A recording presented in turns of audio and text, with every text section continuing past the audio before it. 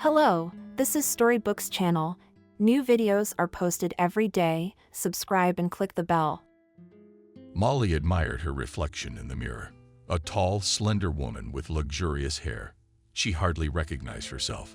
The black dress of classic style shone with a steely sheen, which only emphasized the advantages of her figure even more. Suddenly, a suspicious rustle was heard from behind, followed by a whisper from Nancy's eldest daughter. She's so beautiful, like a cartoon queen." The younger Vanessa said affirmatively, "Aha." The girls thought their mother couldn't see them, but the mirror revealed their secret agenda. Peeping is not good. Molly turned around abruptly. The daughters squealed with delight. "Mommy, we were trying to be quiet.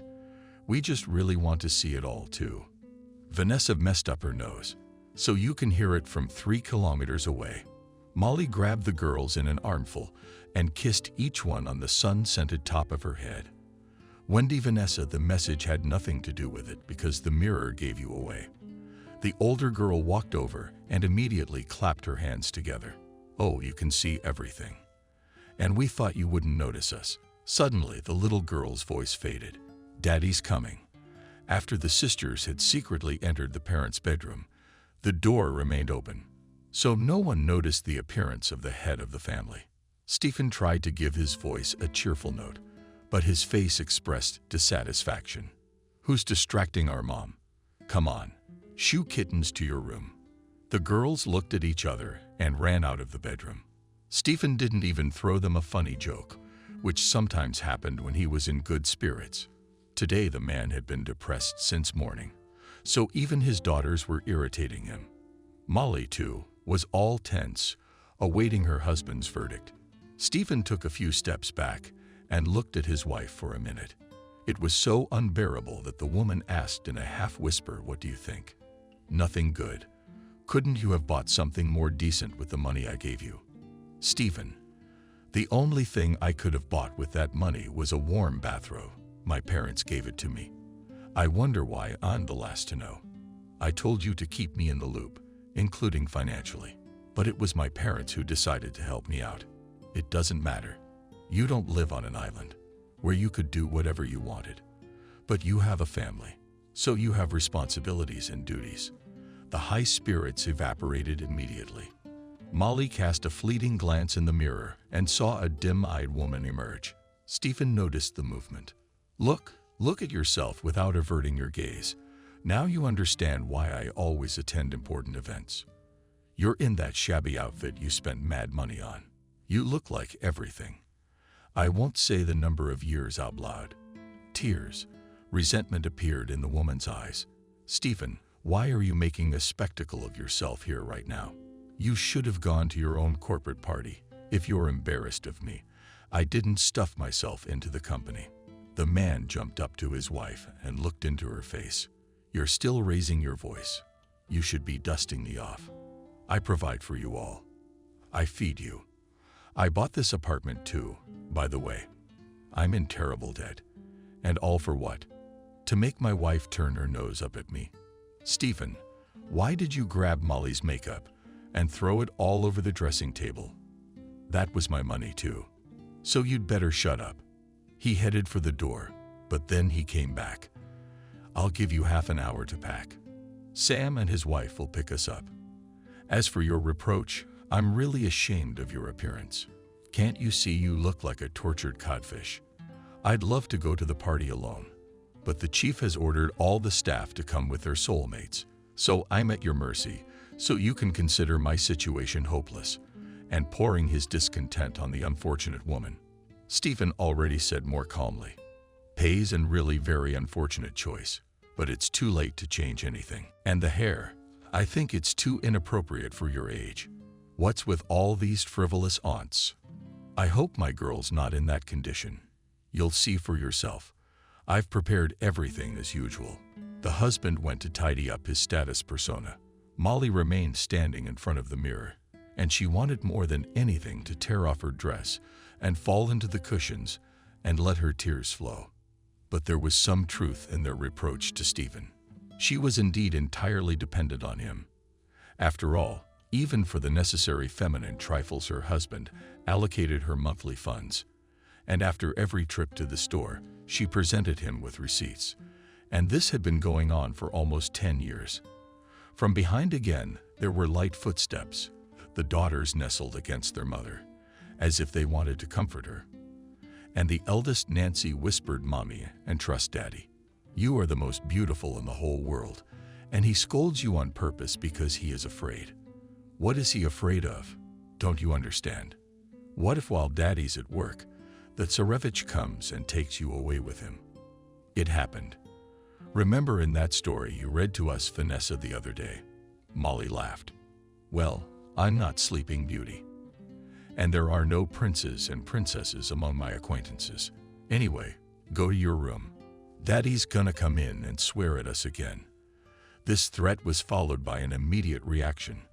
The girls flew out of the room with cosmic speed. Left alone, Molly corrected her makeup.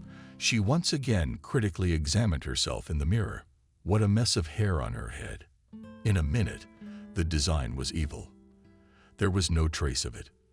The woman went through her long hair and then invented Strand's beautiful herringbone and laid the braid on the side. It really did look better that way. For the umpteenth time in just one day, the woman caught herself thinking that agreeing with her husband in everything had become a tradition for her. She had grown accustomed to obediently following his orders, accustomed to his perpetual displeasure. It had gotten to the point where she was afraid to move at night to avoid waking Stephen. But the worst was that her husband takes such servile behavior as a norm. And not so long ago, things had been different. How could she not have noticed her transformation into a slave? This was not the first time Molly had faced this question.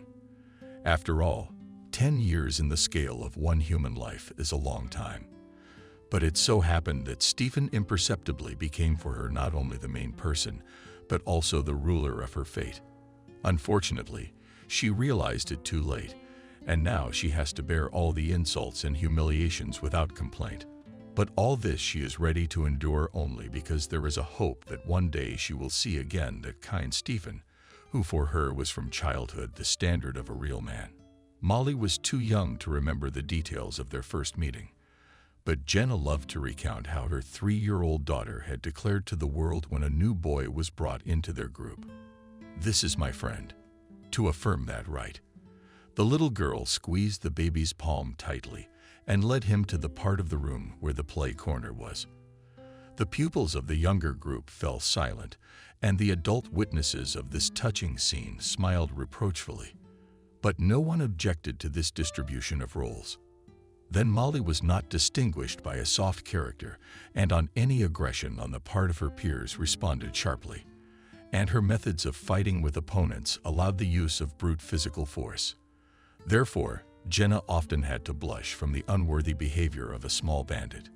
Christopher, learning about the mischief of his heiress, proudly declared Arvane. "Therefore, we have no weaklings in the family." Jenna always said to such praise, "Next time you'll go after your daughter. I can't be the only one to take the blame for her bad upbringing." The man sincerely resented who dared to say such a thing. That fool. "That's what you're going to tell the teacher too, because she thinks you and I are failing in our parental duties." Christopher rushed in with an open mind to stand up for justice, but his optimism didn't last long. Within a week, his righteous fervor waned, and the loving father found any excuse not to cross the threshold of the kindergarten. True, since the advent of mentees in the face of fat Stephen, Molly slightly changed for the better. The same teacher, who not so long ago criticized the girl's behavior, now at every turn praised her Molly a real angel. Stephen is clumsy, and not everything works out for the kid, and she tries to help him in everything. And such tutelage, it pays off. The boy tries to imitate his girlfriend, Molly, and in his school years was for Stephen either a beacon or a guiding star. If he did something on his own, he always looked back at the bullet. Her support for the boy was as necessary as air, but Stephen himself also tried to respond in kind. And even in the 3rd grade, the guy showed his fighting character when he was not afraid of the guys who were 2 years older. 5th graders decided to shake their younger counterparts, and they chose girls as their victims. Stephen stumbled upon the humiliating scene quite by accident. 3 girls from the class, surrounded by immature runabouts, were desperately crying. "Boys, we really don't have any money. We spent it all in the cafeteria." One of the bigger boys spit through his teeth. "What if we shook you like Pinocchio?" The girls cried even louder. But these tears are even bigger. Would the extortionists be aroused? One of them grabbed the smallest girl by the hood of her jacket. Stephen, without thinking of the consequences, grabbed some stick, and with it went to ram the enemy with a shout of freaks. Let the girls go. The hooligans clearly did not expect such a turn of events and rushed away. Saved classmates then told everyone about the courage of Stephen, and the young hero was embarrassed by his sudden popularity. True, his moment of fame was short. When the novice bandits realized that screwed up in front of the 3rd grade, they decided to take cruel revenge on him. And the next day, after the landmark rescue of girls under the eye of yesterday's hero painted a huge black eye, the rescued girls sighed and rolled their eyes prettily. "Stephen, you got it for us too. Now you can cheat off me at home for the whole quarter." In math, the 2nd classmate wanted to drag him into a sick dance class, but Stephen delicately refused all kinds of help and proudly said bruises are nothing. Scars adorn the face of a real man. But Stephen's popularity did not endear him to Molly. When classmates started circling him like flies, she seriously warned them. "He's my friend. We've been friends since kindergarten. And just because Stephen protected you doesn't mean he's going to hang out with you." The classmates didn't have to repeat themselves twice, and they quickly refocused their attention on another subject. But Stephen had already gotten a taste of popularity, and he was angered by Molly's interference. "Why are you meddling where you're not wanted? Maybe I don't want to be friends with you anymore." That statement annoyed him, but it didn't frighten Molly. The girl stopped paying attention to Stephen, and access to her notebook was closed to him. Of course, he could have moved to another desk, and many girls would have been happy to have such a neighbor. But something told him he shouldn't make it public. The relationship with Molly was ruined. The tense situation resolved itself. All the holidays at school were celebrated brightly, but with the involvement of their own talents. When the program of the Defender of the Fatherland Day event was drawn up, all that was left was to find worthy presenters. At the Pedagogical Council discussed various candidates, but the principal herself unexpectedly suggested that we're racking our brains here. In the 3rd, and there's a lovely couple called Molly and Stephen. One of the teachers objected. "They're very young." And that's great. Babies are always seen in a positive light, even if they make mistakes. A common cause brought the friends together again. They did an excellent job, and many said that it was the presenters who were the highlight of the concert program. Molly was in the crossfire of glances for the first time, and Stephen already knew the taste of fame. Then, after the concert, he suddenly realized that Molly could be the bridge from which he could jump more than once. This discovery both shocked and pleased the ambitious boy. He held out his hand to his girlfriend. "Molly, I'm sorry, I was wrong. I said some nonsense to you." The girl was embarrassed. She didn't expect Stephen to say such things. It was out of character. "Come on. Forget it, Stephen. I'm not angry." She smiled openly and immediately realized how much she missed their companionship. Friendship forever, then. Molly laughed. It overflowed her soul with joy, and Stephen sang out, "The friendship is strong. It won't break." A friend in a thin voice picked up, "Won't split the rains and the South." They sang the popular children's song selflessly, holding hands and looking into each other's eyes. And at that moment, they truly believed that nothing and no one could break their friendship, that the world seems very different when you're young.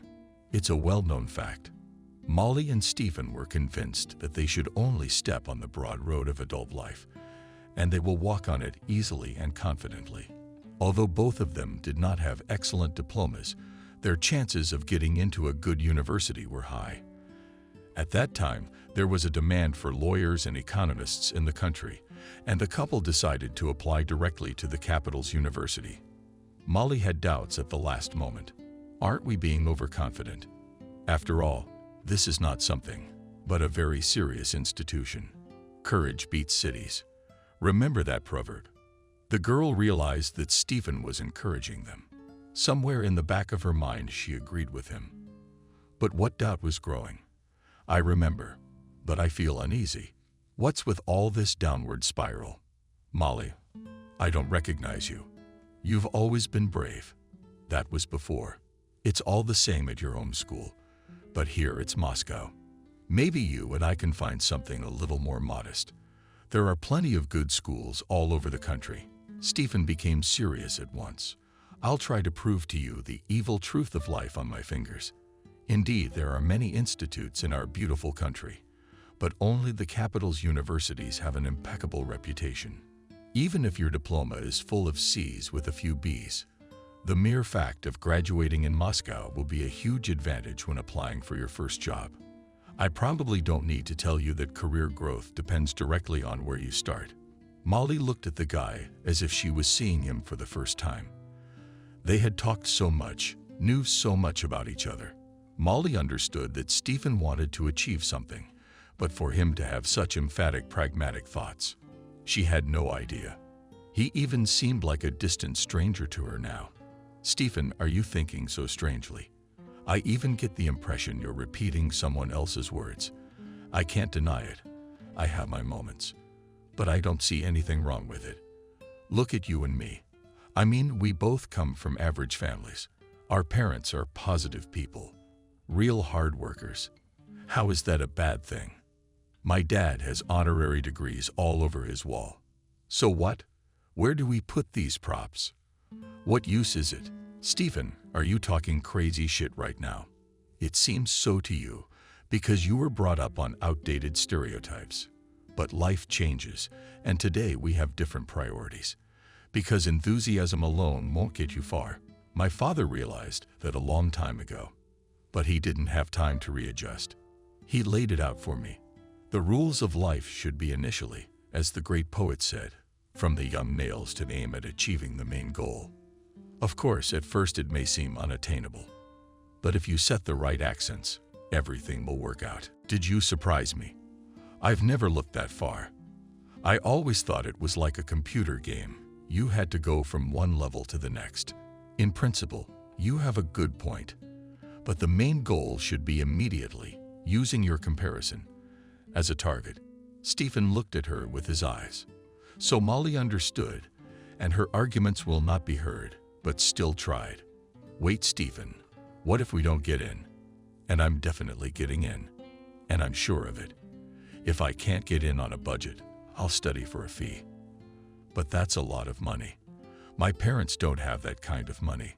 She didn't understand how Stephen could say such a thing, as if in 1 second she became a stranger and an outsider to him. Oh, come on. Was it just her imagination, or did she misunderstand? Turns out she got it right. I can't help you there. As they say, to each his own. By the time she graduated high school, Stephen's selfishness was evident even in the smallest things. One day, Jenna gently hinted this fact to her daughter. Molly, I don't like to meddle in other people's affairs, but I don't like the way Stephen is using you. Don't you see that? Mom, it's just your imagination. We're on good terms. He helps me with a lot of things too. I don't notice it. Well, God be with you. The boss is the boss. They left Solnitnogorsk together. As they should. In such cases, the parents gave the admonition, having broken free chicks and believed that at the first time to conquer not only the capital, but the whole world. But Molly flew straight through. She didn't have enough points to get on the budget. But Stephen rejoiced because he passed the competition. Molly cried all day with resentment, but she didn't want to go back to her small town. A girl they shared a dorm with gave her advice. A lot of people fail after the first time. That's normal. The main thing now is not to miss a year. You can find out where you're short, or learn some other useful profession. This option interested Molly, and she went with her neighbor to look for an educational institution. For a whole day, they passed more than a dozen colleges and schools, but everything was already packed to the brim. And only in one college of food industry there were a few free places. But the girls, tired of searching, were satisfied with the result. Molly thought that Stephen would be pleased when he found out that she would still study in the capital. The girl decided to tell him this happy news over the phone. But her friend's reply was a shock. You realize that college is a judgment. Now everyone will look at you as incomplete. I wish you'd come home.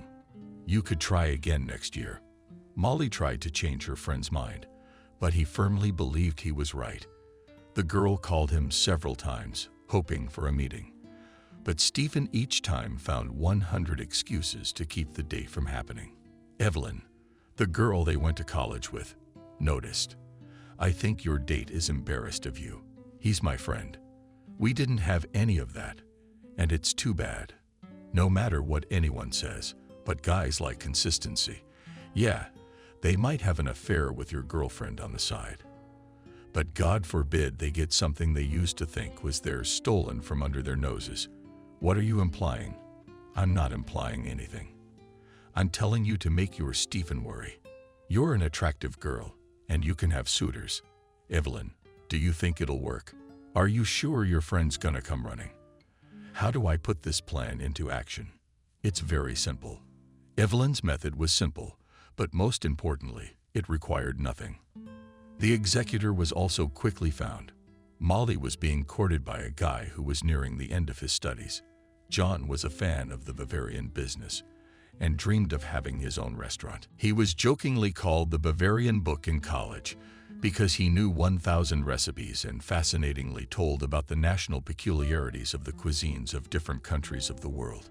John invited Molly to a cafe a couple of times, and she agreed to keep him company out of boredom. On the advice of a neighbor, the girl began to give the guy signs of attention, and soon he was following her like a thread behind a needle. For the first time holiday of spring, Molly came to visit her parents with John. The parents liked the young man immediately. Jenna he impressed with his knowledge of cooking. The mother whispered enthusiastically to her daughter so that the guest would not hear. Molly, this guy is a real treasure. He's a treasure. Make sure you don't let him get away so you can bite your elbows later. Mommy John is just a good friend of mine. What is it with you guys? Making plans for the future. There's nothing wrong with that, because all parents worry about their kids and wish them well. You already had a best friend, but he hasn't been around lately. He's probably embarrassed to be friends with a girl who's studying to be a chef. I mean, bankers rule the roost these days. Jenna talked about Stephen without mentioning his name, which indicated her strong resentment toward her daughter's former classmate. Molly marveled at how good a judge of character her mother was. But in remembrance of an old friendship, she still stood up for the one she was constantly thinking about. Mom, you're the one who says you can't judge a person indiscriminately. Stephen has a goal, and he's on his way to it at the moment. Freshman year in any school is the most difficult period. I admit that Ig and I have problems, even though I'm in college. But in the summer, if everything works out well, I will go back to university. That's the right decision. Here I support you in everything. The holidays flew by like a minute, and the guests had to return to the capital. But Evelyn's plan worked 100%. Literally, the next evening after returning to the capital, there was a knock on the room where Molly lived with her friend.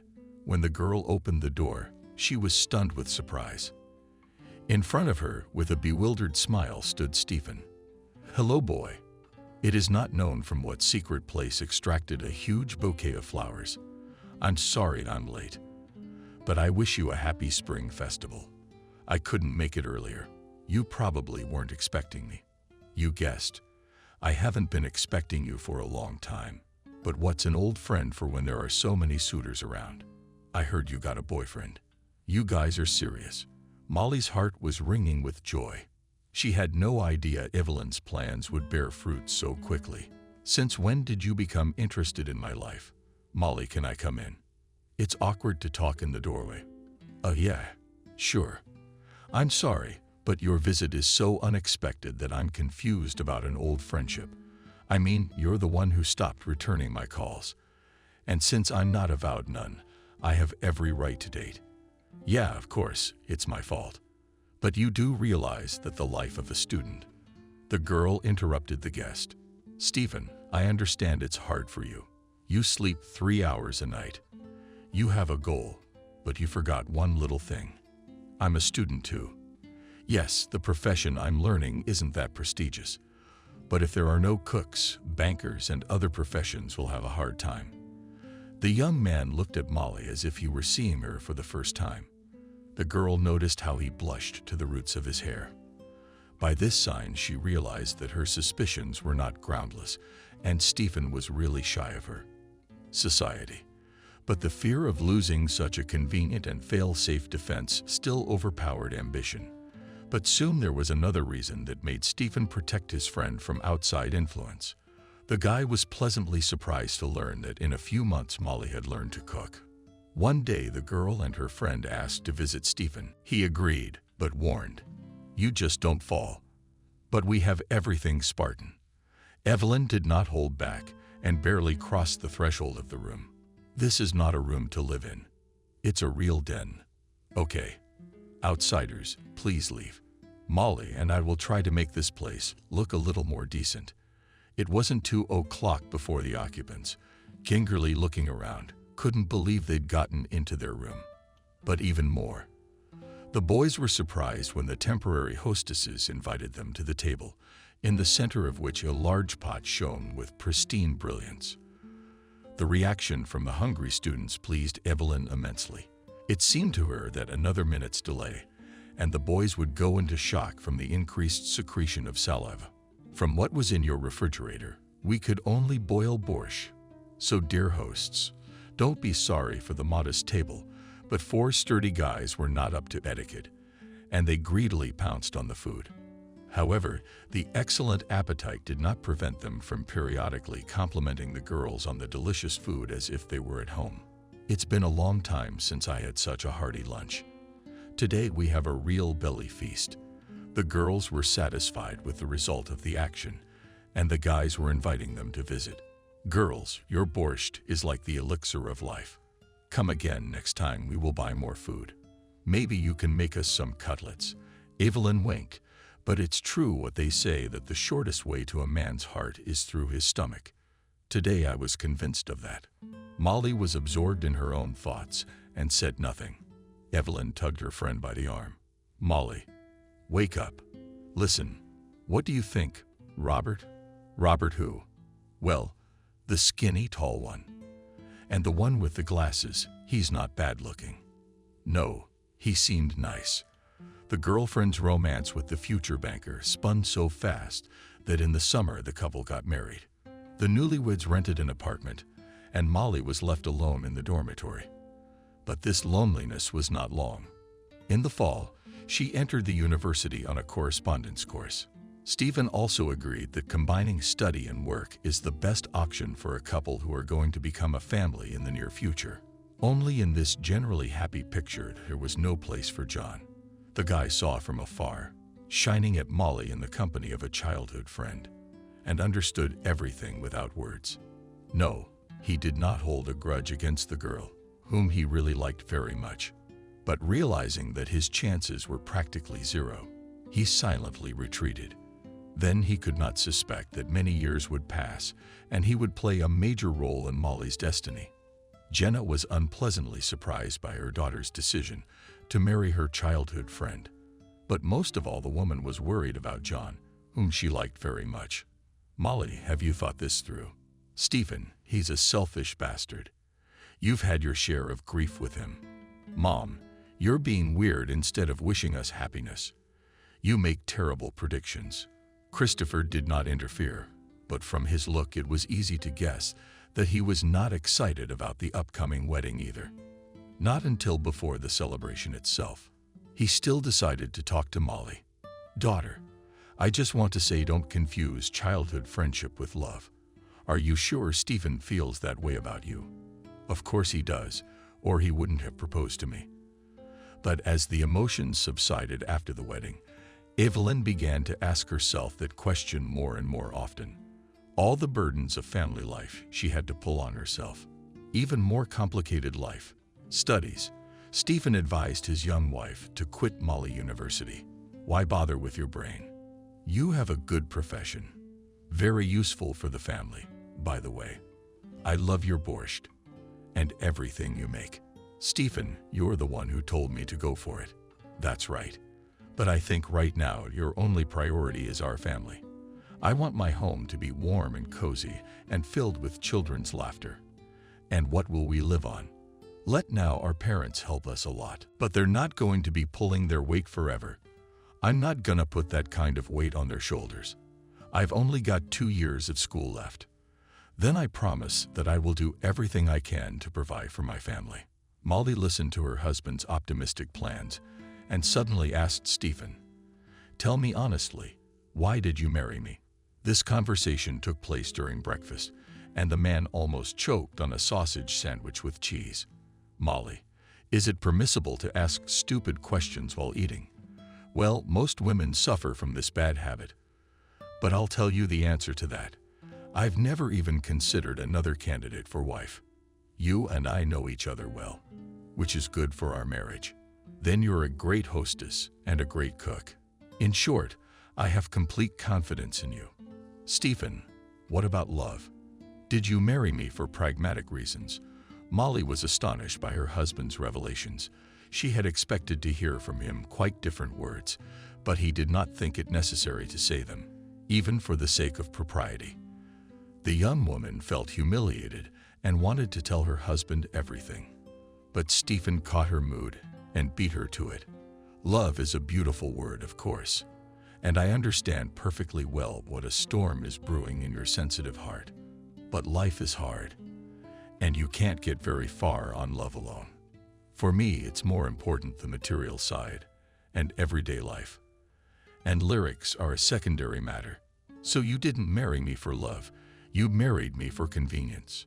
Stephen looked at his wife as one looks at a hopelessly ill person. Yes. What's wrong with that? I'm comfortable with you, and I plan to live my whole life that way. And thanks for the delicious breakfast. The husband still hadn't answered the big question. But Molly didn't dare to ask it anymore because she knew the answer. That day she realized how right her mother was. Everything inside her protested, and the voice of reason shouted, "Get away from him now, or it will be too late later. Where's your pride?" Molly, the young woman, did not heed the call and stayed. It was her first sacrifice, made on the altar of, she thought, of marital happiness. Stephen was a subtle psychologist and realized at once that he had won his first victory. Every day thereafter he methodically suppressed in his wife her own.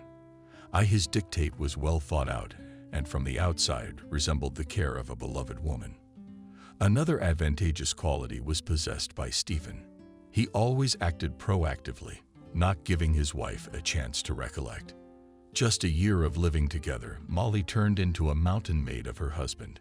She fulfilled his every whim at the first request. When Stephen found out that they were having a child, he began to control her every move. Therefore, Molly had to leave the university after 2 years of study. Subsequently, she left in work, which gave her at least a small opportunity to realize herself. The only consolation for the young woman were children. A year and a half after the birth of Nancy, Molly again became pregnant. This period was the happiest in her life because Stephen loosened control and she could afford small weaknesses. Her husband simply adored his daughters and made plans for the future. "We're not gonna stop there. You owe me another son." Evelyn was trying to make a joke. "Stephen, come down to earth. We're already cramped in this rented apartment. Are you planning on having a third child?"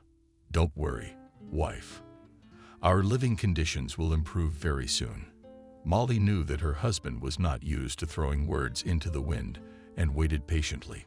She did not pester him with questions because for several years of life together learned that unnecessary curiosity only makes her husband angry, and she didn't want to cause a scandal.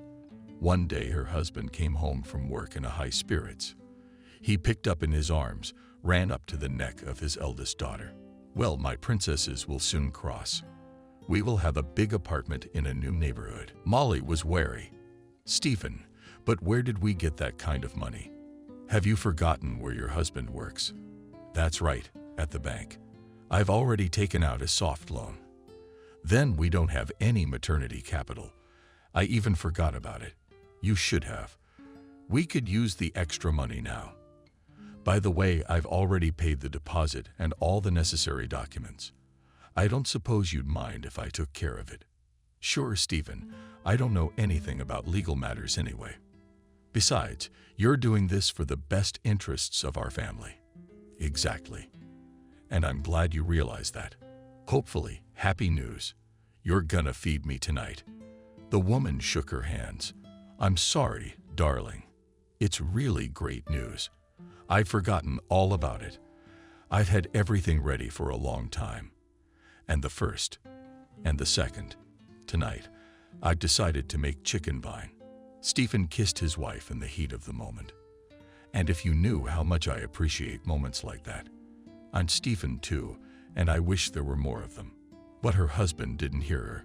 He went to the bathroom to wash his hands, from where his joyful voice came.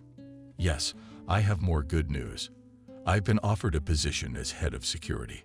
Of course, I will have to go through some procedures, as it is a very responsible position. Molly handed her husband a clean towel. You'll do great. It's a really unusual day today. I even feel like the sun is shining brighter. All happy people feel that way. And it's very nice to see you happy. Stephen drew his wife to him and kissed her soundly. And it was a very different kiss from the one he had hastily bestowed on the woman as she ran off to work. It was a special time for the couple. Moving into a new apartment had brought them together.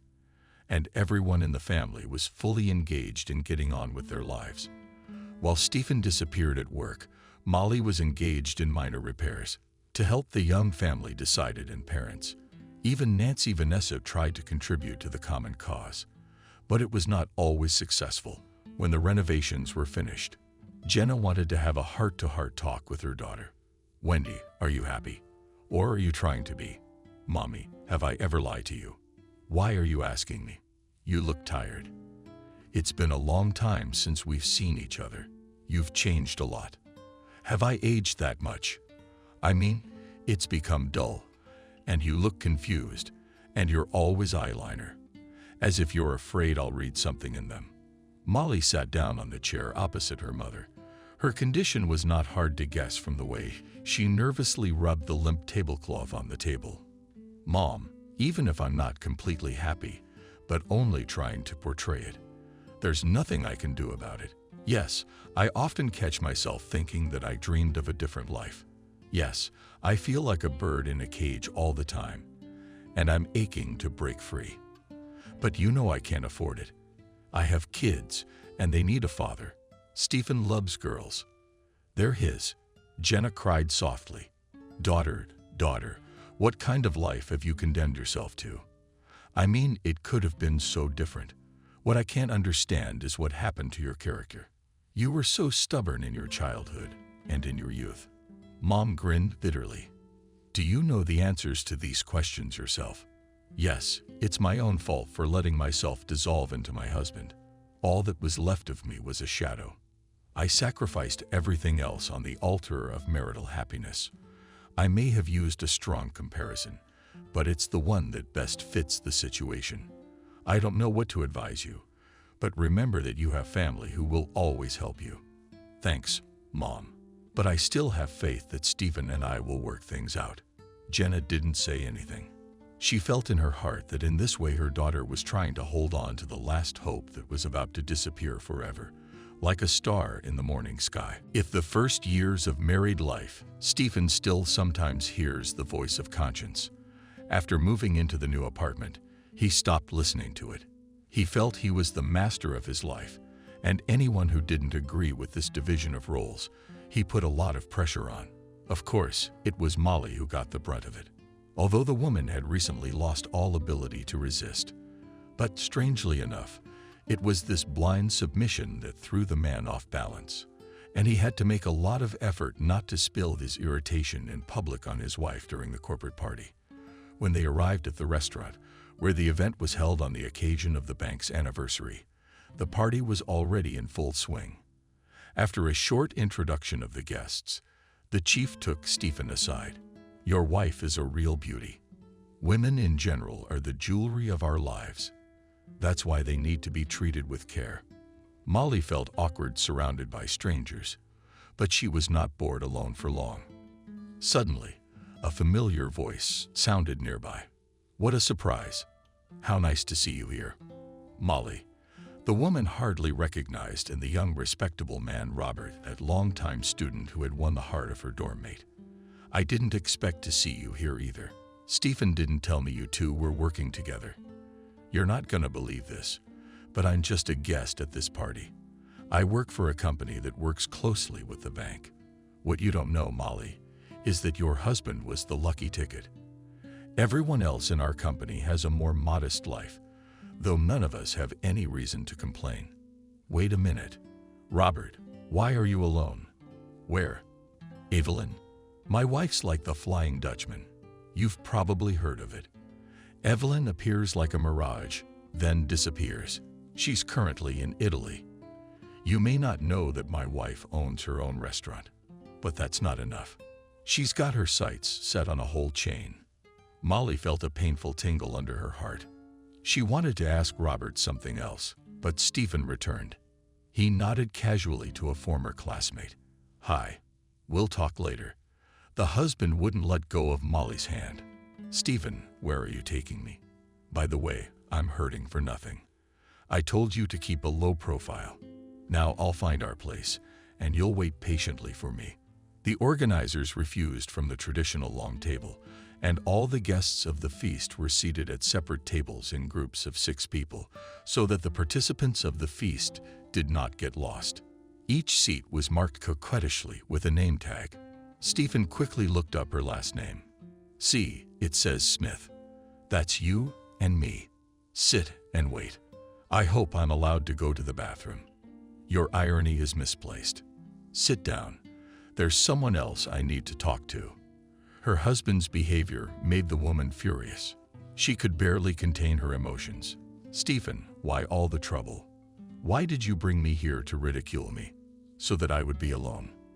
As a scarecrow homogeneous not already sick of everything. The man shook his wife's hand and sang in her face. Imagine, I'd better be quiet too, otherwise I won't vouch for myself. And I'll deal with you at home. Never before had Molly seen her husband in such a state, and his last words really scared the woman. Around her there was a buzz of merriment, toasts and congratulations, but Molly felt walled up in a vacuum pack. She raised her glass along with everyone else, but barely killed it and put it back down before eating. The woman was not moved at all. Stephen, on the other hand, was very active and hardly ever sat still. He was having a blast on the patch near the bandstand. Molly immediately noticed that a gorgeous blonde in a gorgeous dress of sky blue color did not move away from him. At first she did not pay attention to it, but during the next dance, she noticed how the strange woman pressed against her husband. Stephen's hand at this moment was below the partner's waist. Evelyn felt so disgusted. She wanted to wash off that fake filth, but it was uncomfortable to leave the table defiantly. She turned toward the dance floor, but neither Stephen nor that lady was there anymore. Noticing that no one was paying attention to her, Molly left the table. Only an unfamiliar man who was sitting next to her, but never paid her any attention. Regretfully said, "Where are you going so soon? The evening is in full swing." "I'm sorry, but I have to go." Molly went to the ladies' room to wash her hands, but she noticed a couple in a dark corner near the closet, hiding from prying eyes. The man and woman were comfortably seated in armchairs, but from their voices she recognized Stephen immediately. "Well, bear with me a little longer. Now is not the time to change anything." A hot female whisper was heard in reply. "Stephen, I've been patient for 3 years. Believe me, I can't have that old man around me. I'm sick of hiding these secret dates and all that. Emily, believe me, I want to be with you too. I have for a long time. But if your husband knows about our meetings, I'll be buried alive." The blonde laughed softly. "She has long known everything, but always forgives me little pranks." "Why?" "Because Sorry, this is a very delicate subject. Let's better run away from here to our nest. And I can't. I'm there now, my wife. Be patient until tomorrow. Molly did not wait for the end of the conversation, and remaining unnoticed by the lovers, returned to the hall. There was an open terrace in the restaurant, where the already quite tipsy crowd was having fun. No one paid attention to Molly, and she slipped outside. A light breeze condemned her slightly, and she began to contemplate her next steps. But all plans were too bold for her to carry out. It's all right. I'll tell him what I think tonight. The girls were already asleep, and Molly thanked her neighbor on the playground, who sometimes kindly agreed to look after the small templates. The large cash bill quickly disappeared into the folds of the elderly lady's clothes. Molly, thank you. By God, it costs me nothing to do you a favor. All the more pleasure to do it, because your little ones are very obedient girls. Most of today's children are spoiled, and your little girls are always obedient and polite. Very little Vanessa even calls me grandma. That's so nice. The neighbor was in the mood for a long dialogue, so the line had to say goodbye to her. Yes, your help is invaluable, and we will definitely reach out to you and your husband, if the girls have no one to leave them with. The door from the neighboring apartment slammed shut, and the woman breathed a sigh of relief, but not before she went into the nursery to admire her sleeping daughters. How near the door sounded footsteps. Molly immediately guessed that it was her husband. The sound of his footsteps did not bode well for her. Finding his wife in the hallway, Stephen began to nag her with an angry look. Why did she leave? What's with the smugness? I was just sick of watching this feast. The hypocrisy. You could have warned me. I could have, but I didn't want to. How do you talk to me? Stephen, I'm not your subject or your serf. I'm sick of this. Stop taking over my life. Even so, the man never took his eyes off his wife, which didn't promise a quiet evening either. Since when did you become so independent? Why such a bold claim all of a sudden? From the fact that I saw with my own eyes how you and the chief's wife were treating. Oh, you also watched me well. You want the truth. There's nothing left for me to do. How to seek fulfillment of my male needs on the side, because you're like an Egyptian mummy in bed. You're useless, and your borscht and cutlets are getting on my nerves. Husband's insulting words. Melissa's slaps became on the face. A tight lump went to the throat, and Molly felt that she was choking. Stephen, you're the one. It's all coming down on me. What are you? A brainless sheep to blindly obey my every word. But I thought, and I figured it out. This conversation is over. And it's a good thing you found out today. The end of our family drama was inevitable anyway. Going to cook your borscht somewhere else, although you can stay here as a housewife. Stephen Evil laughed in her face. Think about it. I hope I've made myself clear. Yeah, except for one little thing. Did you forget about the children? The man wrinkled his nose as if he had a sudden toothache. You can stay in my apartment for the time being, but I don't have time to babysit my daughters, although I love them very much. Stephen disappeared behind the bedroom door, but reappeared a moment later. He tossed a pillow onto the living room couch. You'll sleep here tonight. This is your punishment for disobedience. That night, Molly did not close her eyes. She was scrolling through the chronicle of yesterday, by seconds remembering the beginning of their married life, but she never realized when exactly the process of destruction was started. That her softness was to blame for everything, she no longer doubted. In the morning, Stephen, as if nothing had happened, got up at the usual time, and in a cheerful voice, said to his wife, "Where's my breakfast?" Molly, too, on inertia, rushed into the kitchen. It took her only a couple minutes to prepare an omelette with cheese. Her husband loved that dish. To avoid confronting her abuser, Molly closed herself in the bathroom and turned on the shower. Through the noise of the water, she heard the front door slam on the kitchen table, a piece of paper on which her husband's confident hand had written just a few words. "I'll be late. You don't have to cook dinner." Molly's eyes went black in front of her. Trying not to wake the girls, she took out her anger on anything she could get her hands on. Thank you, Master, for not letting them. Not cooking you dinner, and it's a good thing you showed up late. You're better off with that blonde than with your wife. She doesn't stink of borscht like me. Evelyn half-whispered promises of anger accumulated over the years at milk cartons, canned crumbs, apples, and cabbage. She larded the produce with some kind of exasperation with a knife and then sent it into the trash can. The splashes flew in different directions, and soon colored, juicy rivulets flowed from the walls. Letting off steam, the woman was pleased with her work. That's just great. Now I must do the same with everything that comes my way. As my mommy likes to say, it's a start. Jenna understood without a word. When she saw her daughter and granddaughters at the door, Molly's eyes lit up. It was obvious from her demeanor that she was excited. Meet the guests, of course. My precious ones come through. Jorah, look who has come to see us. Christopher kissed his daughter and granddaughters. The girls immediately began to pester their grandfather with questions. And we'll have our own room. Grandpa, will you buy us toys? Of course, you'll have everything. At Grandma and Grandpa's house, you can even walk on your head. The girls squealed with delight and immediately began to carry out Christopher's instructions. Jenna helped her daughter unpack. Wendy, you're all right. Yeah, I decided to take your advice and start from scratch. You know how builders have a saying, ground zero. And in my life, it just so happens that yesterday I demolished an old building, even the foundation. Now I have to build it all over again. But I'm not afraid, even though I know it will be very difficult. And it was right to leave him. Stephen will be lost without you.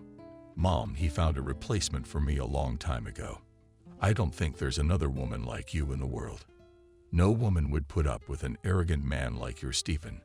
But don't worry with us. You won't be lost. And we'll help you find a job. I even have some thoughts on the subject.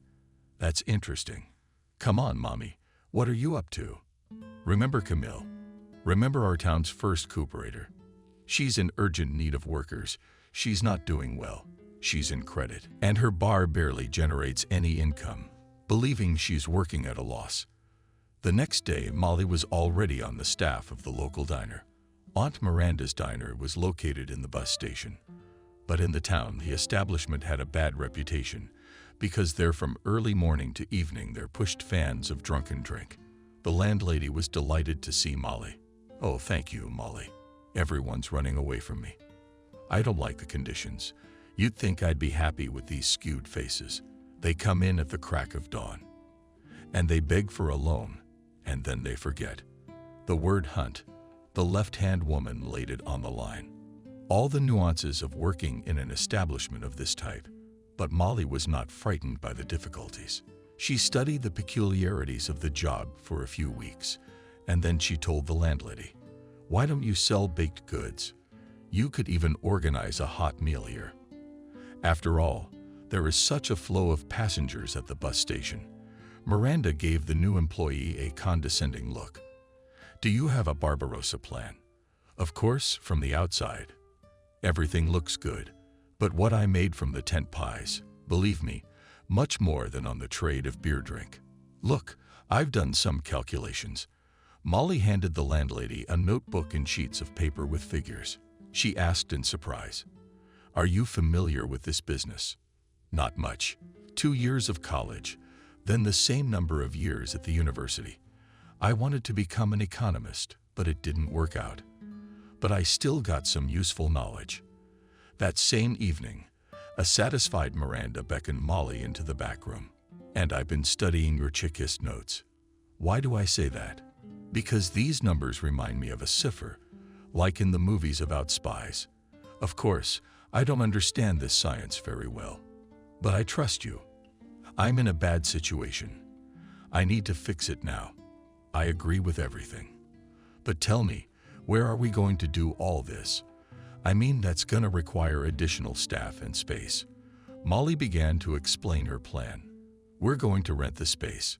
Yes, it would require additional funds, but we can rent the shop by the hour at the restaurant. I've already looked into it, and it would be inexpensive. I know your difficulties and I can take out a loan. You don't need to hire staff yet. I graduated from college, and I even have experience in the Capitol Cafe." The hostess looked at Molly like she was mesmerized. Then she wrapped her in her arms. "You're my salvation." The woman was so emotional that she couldn't hold back her tears, and I'd given up believing in goodness. But as it turns out, there are still people who are ready to give a shoulder. "Molly, God sent you to me." Although not everything went smoothly at first. The bureaucratic hurdles were particularly annoying. Molly believed in success. One evening, Christopher remarked to her mother, "I've been admiring our daughter these days." In a good way, of course. The young woman laughed. "Daddy, that word always has a good meaning.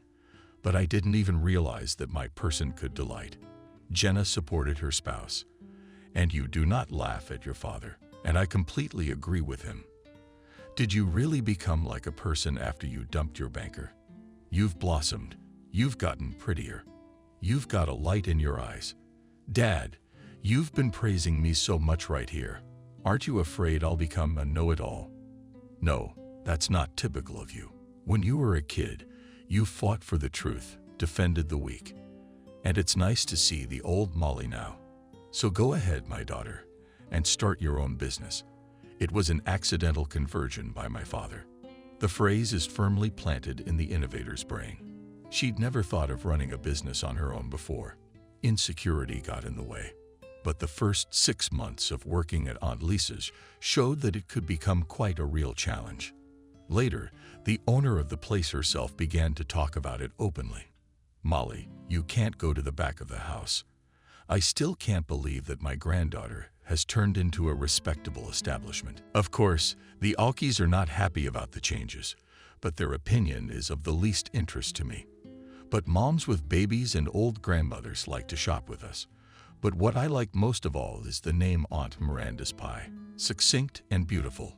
The owner did not exaggerate Molly's merits. Indeed, without her help, it would have been impossible to do such a job in such a short time. Molly already treated the pie as her own brainchild. About the enterprising woman became known in the region, and one day a correspondent from the newspaper came to them right in the middle of the working day. He clicked his camera a lot and asked a lot of questions. At the end of the conversation, he asked Molly, "Why don't you open your own business?" She thought for a long time, and then honestly answered, "My life has changed so dramatically over the last year that I don't have time to turn over the chips. I just didn't think about this question." Just a few days later, Aunt Miranda showed up, pie in the air. "You guys, you're not gonna believe this, but I'm getting married. If anyone thinks that at my age it is shameful to organize a personal life, I will say in all seriousness that it should be done without regard to years. I got lucky in such a big way. For the first time in my life." The staff, which were mostly women of all ages, were oohing and awing. And the cleaning lady even said in her heart, "Good people. If the cover has been stolen, then maybe I'll get some. Unlike that model on the runway."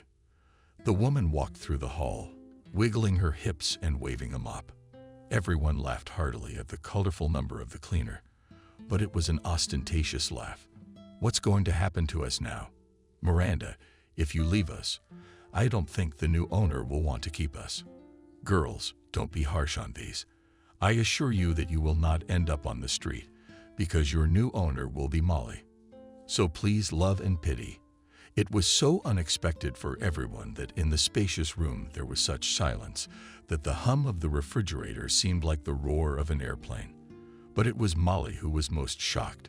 She tried to object to the hostess, but she invited her into her office with her crowning gesture. "I was so excited to surprise you, and I think I succeeded." Molly, your jaw dropped down in a funny way when I announced my decision in front of our friendly staff.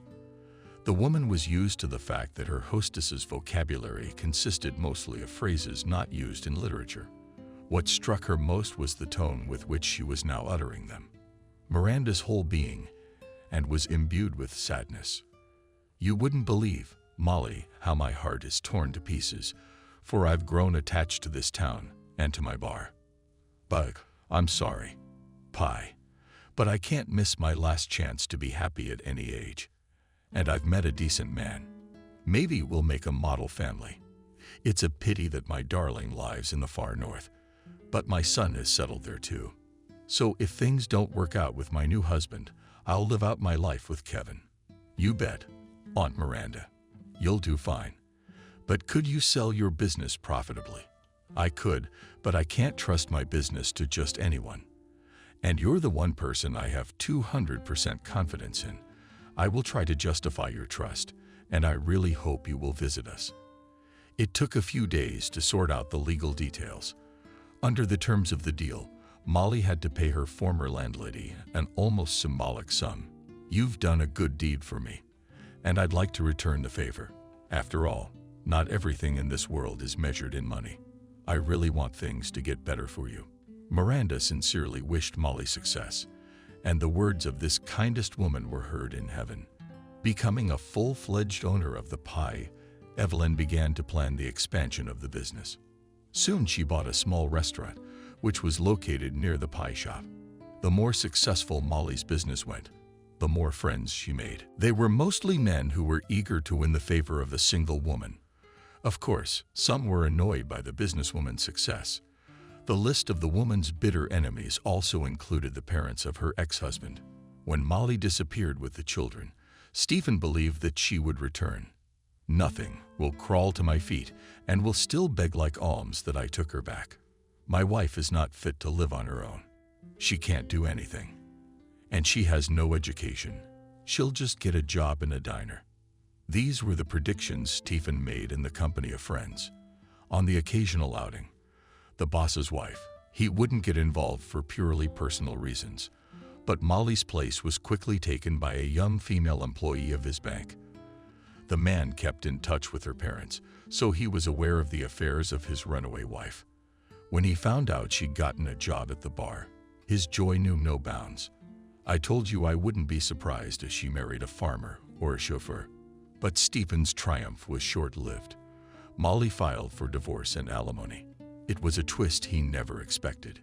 In a burst of emotion, he dialed his wife's number, but she abruptly cut off his stream of invective. Stephen, now you and I are going to settle everything through the courts. Oh, I almost forgot. The apartment wasn't just bought with your money. In case you haven't forgotten, there's maternity capital. So your daughters have every right to a part of the capital's living space. I hope you won't dispute that fact. The banker was unpleasantly surprised by this news, but then he got some startling information from his parents. When he found out that Molly, in addition to the pies, bought a restaurant, he had a fit of rage. Where'd that miserable woman get the money? She couldn't buy anything without my permission. And here's a whole restaurant. There's only one way to do it. The old way, but it works reliably, and it is necessary to break the horns of this benefactor who sponsors my wife. With this monologue, Stephen forgot that Molly is no longer legally his wife. The woman herself did not even realize what plans of revenge her ex-husband was hatching. She tried not to think of him. If the past inadvertently broke into dreams, she woke up in a cold sweat. The girls rarely remembered their father either. Nancy, the eldest, went to school, and Vanessa went to kindergarten. That year winter started suddenly. Still in the evening it threw rain, and in the morning everything was freezing. By lunchtime, it started snowing. In a matter of hours, huge snowdrifts grew in the streets. Molly stayed late at the restaurant and hurried home. She felt uneasy for some reason. Someone invisible whispered to her that she should check the pie. To cheer herself up, the woman said out loud, "It's only 200 meters away. I'll go check it out just in case. God forbid, a short circuit or some other nonsense, gusts of wind or steel directly in her face, and it took her half an hour to travel the short distance along the line. But barely had she reached her destination, a new surprise hit her. She saw a human figure on a bench, almost completely covered in snow. It was a man. I'd given him a bad case of the booze. My God, he's going to freeze. Is it possible to get drunk to the point of unconsciousness? She began to shake this man, who was not at all like the local lovers of strong drinks. The man was wearing an expensive coat and brand-name pairs of shoes. The odor of good perfume interrupted the unpleasant smell of booze. The man did not respond to her active actions. He only mumbled something inaudible and took a few deep breaths. Molly turned the sleeping man over facing the light and was stunned. In front of her was John, whose existence she had already completely forgotten. She began to shake her former beau with renewed vigor. "John, wake up. What brings you here?" Suddenly, he responded with a memorized tongue. "Not what, who. For your information, I took a cab because I wanted to find someone here." "Where'd you get so worked up?" "John, do you even recognize me?" The man stared at her face for a long time, and then straightaway unfolded. "Evelyn, I've been looking for you, but I've been very well received here." John struggled to get up from the bench and looked around in surprise. "So while I was asleep, winter began. Am I an ant or a dragonfly?" Molly laughed. "We'll figure it out later. Be thankful I found you. You'd definitely be mending on that bench before morning." Jenna was somehow not surprised to see Molly in the company of a frozen John. "Oh, what's going on? I didn't mean for this to happen." "Here, Mom, please elaborate." "Then, daughter, don't swear at me anymore. But John called me when I heard you divorced Stephen and decided to come here. Things didn't work out for him either. He'll tell you all about it later." Jenna rushed to rescue a frozen guest. Molly never ceased to be amazed at her mother's resourcefulness. It was only the next day that John was able to have a normal conversation with her. He not only froze in the street, but also felt very bad. One thing Molly realized for sure: John had simply fallen in love with this hospitable little town with equally hospitable residents. They were the ones who had gotten him so pumped up, albeit at his expense. But that didn't matter anymore. After a hot soup and a crumb of strong tea, the man was ruined for good. Molly separated him on the couch and covered herself with a plaid. Jenna sighed. "Such a good man. So unlucky in life. Mom, what's his problem? There's no way I can believe that you, having talked to him for so long, don't know anything about him." The woman waved her hand. "I know, of course, but no details. John got married, started his own business, quite profitable. Some kind of restaurants or cafes. And when things got good, his wife left him. She left him without a business. Don't think he doesn't drink. It's just something came over him. But he said he's not gonna give up. Starting from scratch. That means starting from scratch. Mom, are you so worried about him?" "Molly, come on. You know John is a good man. And if Mom had her way." "I'm not talking. How are things at work?" Molly is tired, sitting down. "You know, I can't say it's bad, but..." Her mother crouched down in front of her, like something's missing, not a highlight, or I'm missing some detail that's right in front of my nose. "Molly, I think you're getting too lost. In such a short time, your restaurant has become one of the best in town." Molly's got her thumbs up. "Exactly, Mom, one of the best, and I want the best." Jenna smiled. "I recognize my daughter, and you know what I'll tell you. If you want it, you'll get it. And I know you. Thanks, Monty. I want to go to bed early tomorrow. The chef had a grandson, so he asked me to take the day off." "Okay, go to bed." Molly turned around on the doorstep. "Mommy's like a girl. I must be a bad mom. The girls are fine. Don't worry.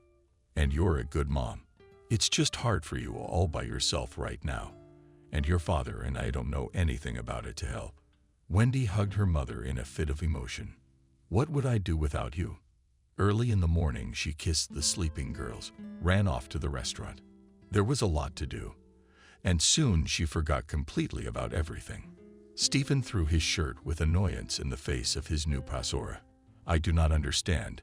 Is it so difficult to throw the shirts, the machine, and just iron them?" The girl calmly threw the shirt on the floor and continued putting on her makeup. Finally, she pulled herself away from the mirror. "Probably not." Stephen was furious. "Of course not. Then I don't understand why you won't do it yourself." He even choked with rage. "And me. And I have to wash my own shirts. But I certainly don't. And anyway, I've been thinking, I'm not happy about this. Stephen watched with huge eyes as the girl quickly threw her things into her bag and sent him an air kiss. It just couldn't be. How could it be?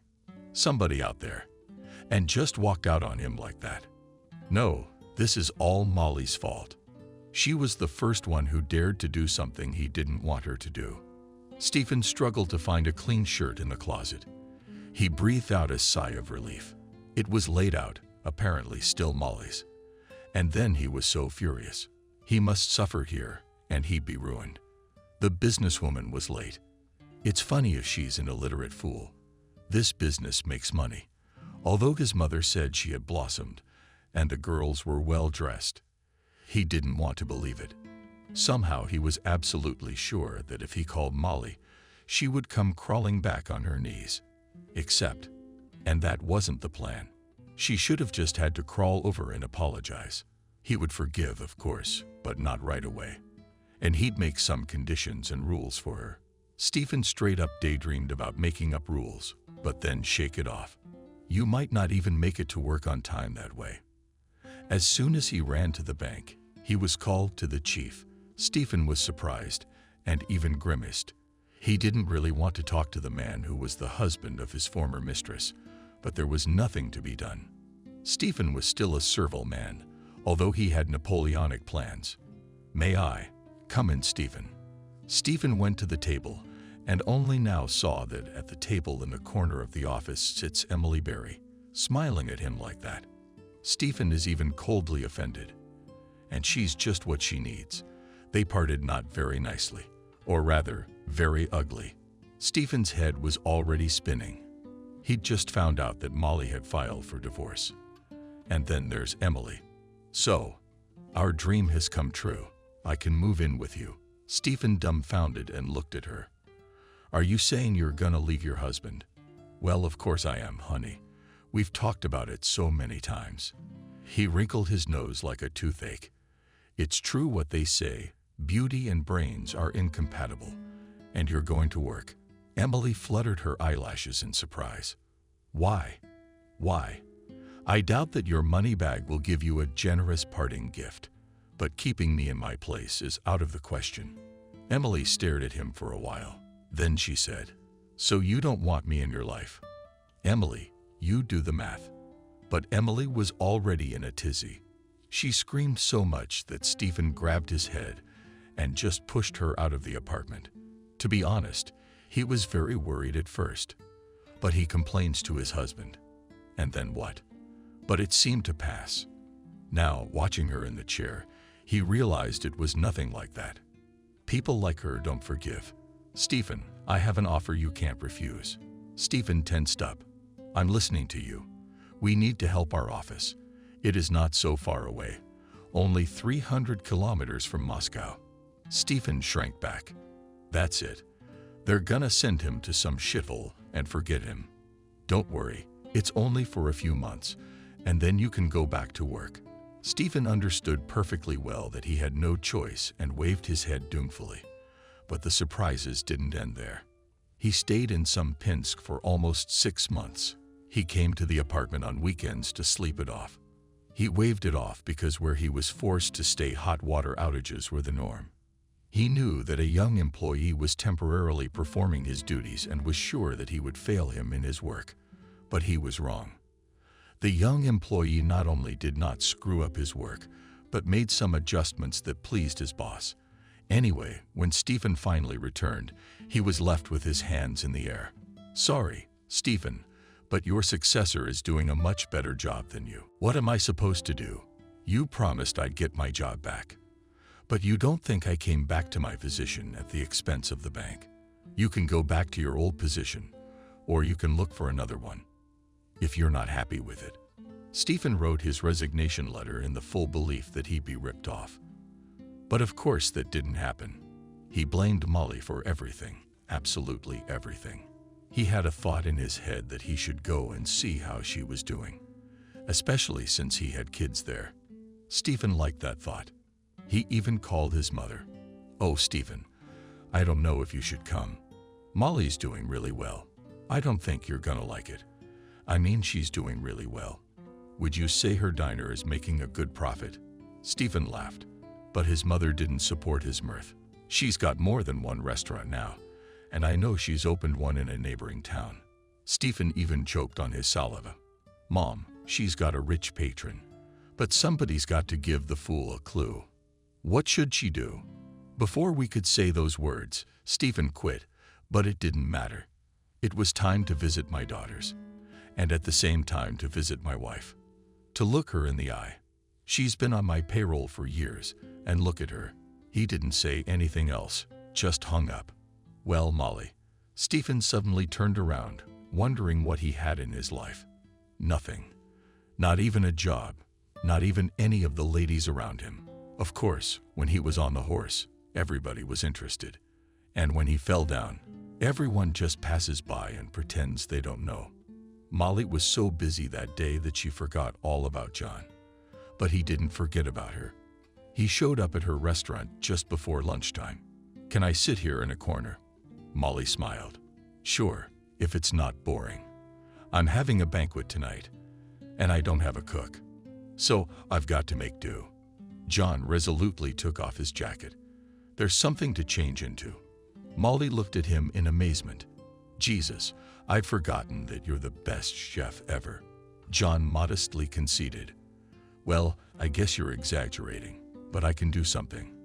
In the evening, tired and both happy, they accepted praise from the visiting guests. One of them came up to them. When everyone was leaving, I live in another city, but I really liked it here. What if I invite your team to my mansion to prepare everything for an anniversary for about 100 people? As you know, money is not a problem. John and Molly looked at each other. The woman immediately thought that the same immediately could buy a new oven. And a lot of other things. After a couple of weeks, Molly decided to ask John what their future plans were. Molly, I don't know what to say. Let's talk like adults. Molly blushed for some reason. Jenna immediately hurried off on some important business. Okay, let's do it. She realized that talking about work wouldn't be the end of it, but she was ready. Every day, Molly realized more and more what a mistake she had made. Once upon a time, John was the complete opposite of Stephen. Nancy and Vanessa literally never left his side when he was home. If they never even tried to approach their father with their problems, they'd never hesitated to approach John. Molly, you know I called your mom for a reason. I didn't just come here. When I found out you'd left your husband, and I wanted to tell you right away, so I wouldn't be dragged down by reticence. I realized when I saw you that nothing has gone away at all. I still want to look at you and admire you. You know, maybe it's for the best that there's nothing keeping me there anymore. I wish I could start over from when you and I first met. Molly stood up, walked to the window. I don't know what to say to you right now. John jumped up. There's no need to say anything right now. Let things be the way they are. It's not like I'm asking for an answer. It'll come on its own. And about everything else, I'd love to work at your restaurant. Molly approached him a couple months later. John, he understood, gave her a hug. And I'll make you and the girls happy. I promise. Stephen continued to look for work. The money was disappearing at a disastrous rate. Now he didn't understand how this Molly managed to run the house on the sums he was giving her. No, he was not a fiddle. At the time it had seemed to him that he was giving away very substantial sums of money. Now he realized that to live well, he had to get by. And he'd long since gotten used to that. Finally, luck turned to him, but not in his face. He was offered a position as a petty clerk in one of the banks. Do you even know what position I was in? Of course I do. That's why we've made it easy for you. If you don't like it, you can keep looking. Don't get me wrong. There's no such thing as a bank. And it is one thing when a young, inexperienced employee comes and we invest in him what we need. Or a person who is used to working differently will come to us, and it is very difficult to retrain him. There was nothing left for him to do. How to agree? At least he had time to pay the rent. Then he remembered that there was a court-assigned part of the apartment for Molly and the girls, and that Molly could claim her share at any time. Of course, he didn't believe that, but it was too weird the things his mom had told him about his ex-wife. Closer to summer, he finally got ready to go back to his hometown. He didn't know why he was going, whether to visit his mother or to see Molly. Stephen only remembered that he had children there when talking to his colleagues. All along the way, he made plans on how he'd smear her morally. Clearly, for a town of this caliber, any diner is good. Of course, he'd love to rub her face in every flaw. As luck would have it, his path led through the square where the renovated restaurant was located. Money was tight. Stephen wasn't going to pay, though. Would Molly have the conscience to take money from the man who fed and clothed her for so many years? He parked, took a look around. It's a good location. It's close to the Park movie theater. Traffic's good. Molly really did it, didn't she? Stephen's teeth chattered. He clenched his fists. But you'll be sorry you didn't have a quiet life. He pushed the door open with determination. Molly, there's a vegetable delivery, and it's bad. David doesn't want to sign that they're bad. Molly raised her hand. So Molly, be quiet. Molly was the new manager at the restaurant. Young girl, smart, characterful. There was only one flaw in her. As soon as she got nervous, there was a moratorium, so no one could stop her but Molly. Calm down. I'm gonna go talk to David. If Molly had John, he'd be all over him. Well, you know John's out getting new furniture for the banquet hall. I know. I can't wait for him to get here. Molly. On the one hand, it was a shame that so much hope had been pinned on John, as if she meant nothing. And on the other hand, it was a good thing. She'd have to leave the restaurant for a while. This way she'll be completely at ease. John will handle everything. The woman rose heavily from the table. She's 2 months away from giving birth, and she can barely walk. She felt better when she was carrying the girls. Maybe she was younger, or maybe it was the girls. David, when he saw her, he went down. What man could argue with a pregnant woman like that? He got upset and sighed. Signed some paper. David, you promised my restaurant only the freshest. Well, where am I gonna get fresh? And where do I put the old ones? I thought we were paying you well above market price just to bring in fresh. Yeah, I remember. But I have to try to sell my produce. I'll send my son in an hour. He'll bring something else. Molly smiled. What's he got to do with it? He's always looking out for me. She returned to the office, just wanted to sit down. But then Kelly was back in the office. Molly. Kelly, is there a visitor demanding to see you? At the table, at the premiere. What's going on? Kelly shrugged. I don't know. He seemed happy, but at least it's all eaten. God, what kind of day is today? Molly moved and into the hall. I've had a headache since this morning. At home, the flu was calling the girls. Looks like she wants to be sick too, and she can't be sick. She has a son who won't like it. Molly stroked her stomach, smiled. She remembered how John had reacted to the news that they were having a baby. He'd stood there for a while, just staring at her, and then he'd knelt down and pressed his face against her belly. And I thought I'd never hear those words again. I'm kind of at peace with it. Thank you. She walked down the hall, climbed 3 steps and froze. Stephen was sitting in front of her, smirking. Something was starting to stir in her soul that made her shoulders slump and her head draw back. But Molly quickly came to her senses. There was nothing more to it. She wasn't dependent on him in any way. In fact, Stephen, she's nobody. Stephen, what wind? Yes? I just came to see what gray, uneducated women are up to these days. He saw her belly, smirked at the sherry. That you miscalculated while you were wooing your virtues. Molly felt nausea coming up to her throat. This has nothing to do with you. Why did you call me? Have you changed? The angry snarl backfired. Stephen, I don't have much time. He stood up like he used to. You always had plenty of time for me. Then tell me what you didn't like, will you? You ran away from the truth. But you're the truth. You're stupid. You're ugly. And you're nothing in bed. I don't know what you're offended about. The nausea was becoming unbearable. But Molly smiled in response to her ex-husband's words. Is it just me, or do you sound jealous? Have you seen yourself? Stephen, shirt not fresh on your pants, blisters on your knees. Maybe some people wouldn't notice, but not me. What about your perfect net? You're always perfect, but you're surrounded by suckers, or maybe you're not so cool anymore. She wanted to leave, but Stephen grabbed her arm hard and painfully. And I haven't given you permission to leave yet. Let go, it doesn't hurt. Molly jerked her arm sharply, and Stephen brought his face closer to her. I feel like you owe me a lot. Stephen, let me go. Do you hear me? You are nobody, you have no right. He squinted angrily himself and abruptly let go of Molly. She couldn't keep her footing on the top step and flew screaming downwards. The height was not great, but her position was. Molly fell right at the feet of her husband, who arrived and went looking for her. Molly. The man knelt down. An ambulance quickly. The staff were already running towards him, and John raised a heavy gaze to Stephen. And that's you. Stephen paid the price. He knew this guy from somewhere. He just didn't know where yet. Stephen realized he had to run. He'd better hide now. But he didn't have time. A fist met him on the last step. John, will you answer for this? Are you gonna answer for everything? He ran out of the restaurant, but no one chased him.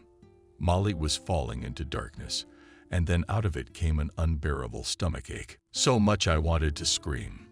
Be patient, honey, just a little bit patient. Jenna took the girls. Christopher said he'd give his ex-brother-in-law a proper welcome. He said he had the strength to throw him down the stairs. Molly smiled weakly. Daddy can. Pierced through her whole body again. Be patient, darling. We're here now. Someone was talking over her. Then they were taking her somewhere. She felt a prick in her arm, and it felt very light. Molly closed her eyes. John couldn't find his place. He paced up and down the hallway until an orderly yelled at him. You're walking like a pendulum, but it doesn't make you feel any better. And you won't let me mop the floors. He looked at the old woman confused. I'm sorry, and sat down. She approached him, wife. Oh, don't you worry. We have very good doctors. Thank you. The phone rang in my pocket. Yes, it was Jenna and John. How's it going? How's Molly? The woman was crying. I don't know anything yet. She's in surgery. John, that creep Stephen. He set a pie on fire. How? Just like that. They caught him, but they couldn't save the pie. No one got hurt. No, it was nothing. John, why don't you call me when you know something? Okay. He just disconnected the call when the doctor came out of the door. John stood up and stared at him in silence. Why are you staring at me like that? You'd better watch your wife. About 15 minutes later. And it's unlikely the kid would have been saved by now. You're a premature baby, of course, but a strong one will gain weight quickly. So do not worry. John noisily exhaled. Molly and Molly, your mom. True, you will not be able to have children. We have 3. Well, that's good. John suddenly stepped toward the doctor. Thank you, hugged him, then grabbed his phone. Jenna, the boy's fine. Molly too. We're gonna build a new one. And way cooler than the first one. Wendy opened her eyes and immediately remembered what had happened. She put her hand to her stomach and froze in horror. Immediately her husband's smiling face appeared above her. Don't worry, everything is fine. Our son is alive and will soon be perfectly healthy. Anchor, Wendy, you know. He took her hand in his. When I realized I could have lost you, I thought about how I don't need anything here without you. What's my point? I love you so much that I didn't even realize it myself. Molly smiled, and I love you very much. They didn't get discharged until a month later. Molly was a little nervous. John had only been around for a few minutes lately, and then he'd run off. She couldn't figure out what was wrong. This morning she saw on the news that her pie shop had burned down a month ago. She was furious. Why hadn't he said anything? But she was building him houses. They were driving down some strange road. Why are we driving here? I want to show you something. Isn't that leftover pie? John turned to her. How long have you known? This morning. I just didn't want to worry you. The car had stopped. They were standing in the square just past Chelsea's, her restaurant, and next to them a small building with a nice sign pastry shop at Sophia's. As you realize, on the other side of town, the pastry shop at Nancy's. Molly felt tears forming in her eyes. John, you and me. John, I remember her. And converted. Molly snuggled into his chest. Well, why was I such a fool and didn't marry you right away? Well, we all make mistakes in life. But if we take our time, our mistake will be our last. Jenna will nail us because she almost cooked all night, and the girls helped her. Molly laughed. She looked at her son, who was sleeping sweetly. Yes, we have to go. Our grandmother is strict. A week after we returned, the candy stores opened. A lot of people had gathered. Molly was worried. John, on the other hand, was completely calm. He now knew that nothing would ever destroy the happiness of their big and strong family. And on top of all this, he had brought 2 pastry chefs from the capital. He had forgotten to tell the line about it, and now he was afraid to. Just a few days ago, there was a trial. Stephen confusedly said that his ex-wife had brought him to such a state. He explained that she had taken away his luck, and in fact, she should be tried. And Molly suddenly stood up. I want to drop the lawsuit. Let him live free. John only then realized how much Molly had punished Stephen. At first, he didn't understand such an impulse, and when Stephen stopped next to them and said, it turns out you didn't do the honest rednecks, so I hate your debt now. John stood up, and Stephen quickly headed for the door. John looked at Molly. She finally smiled. What's the matter? Let him suffer a little. It won't last long anyway. John laughed. Yes, you are a dangerous woman. Molly replied with a smile. I'm just the most loved and loving.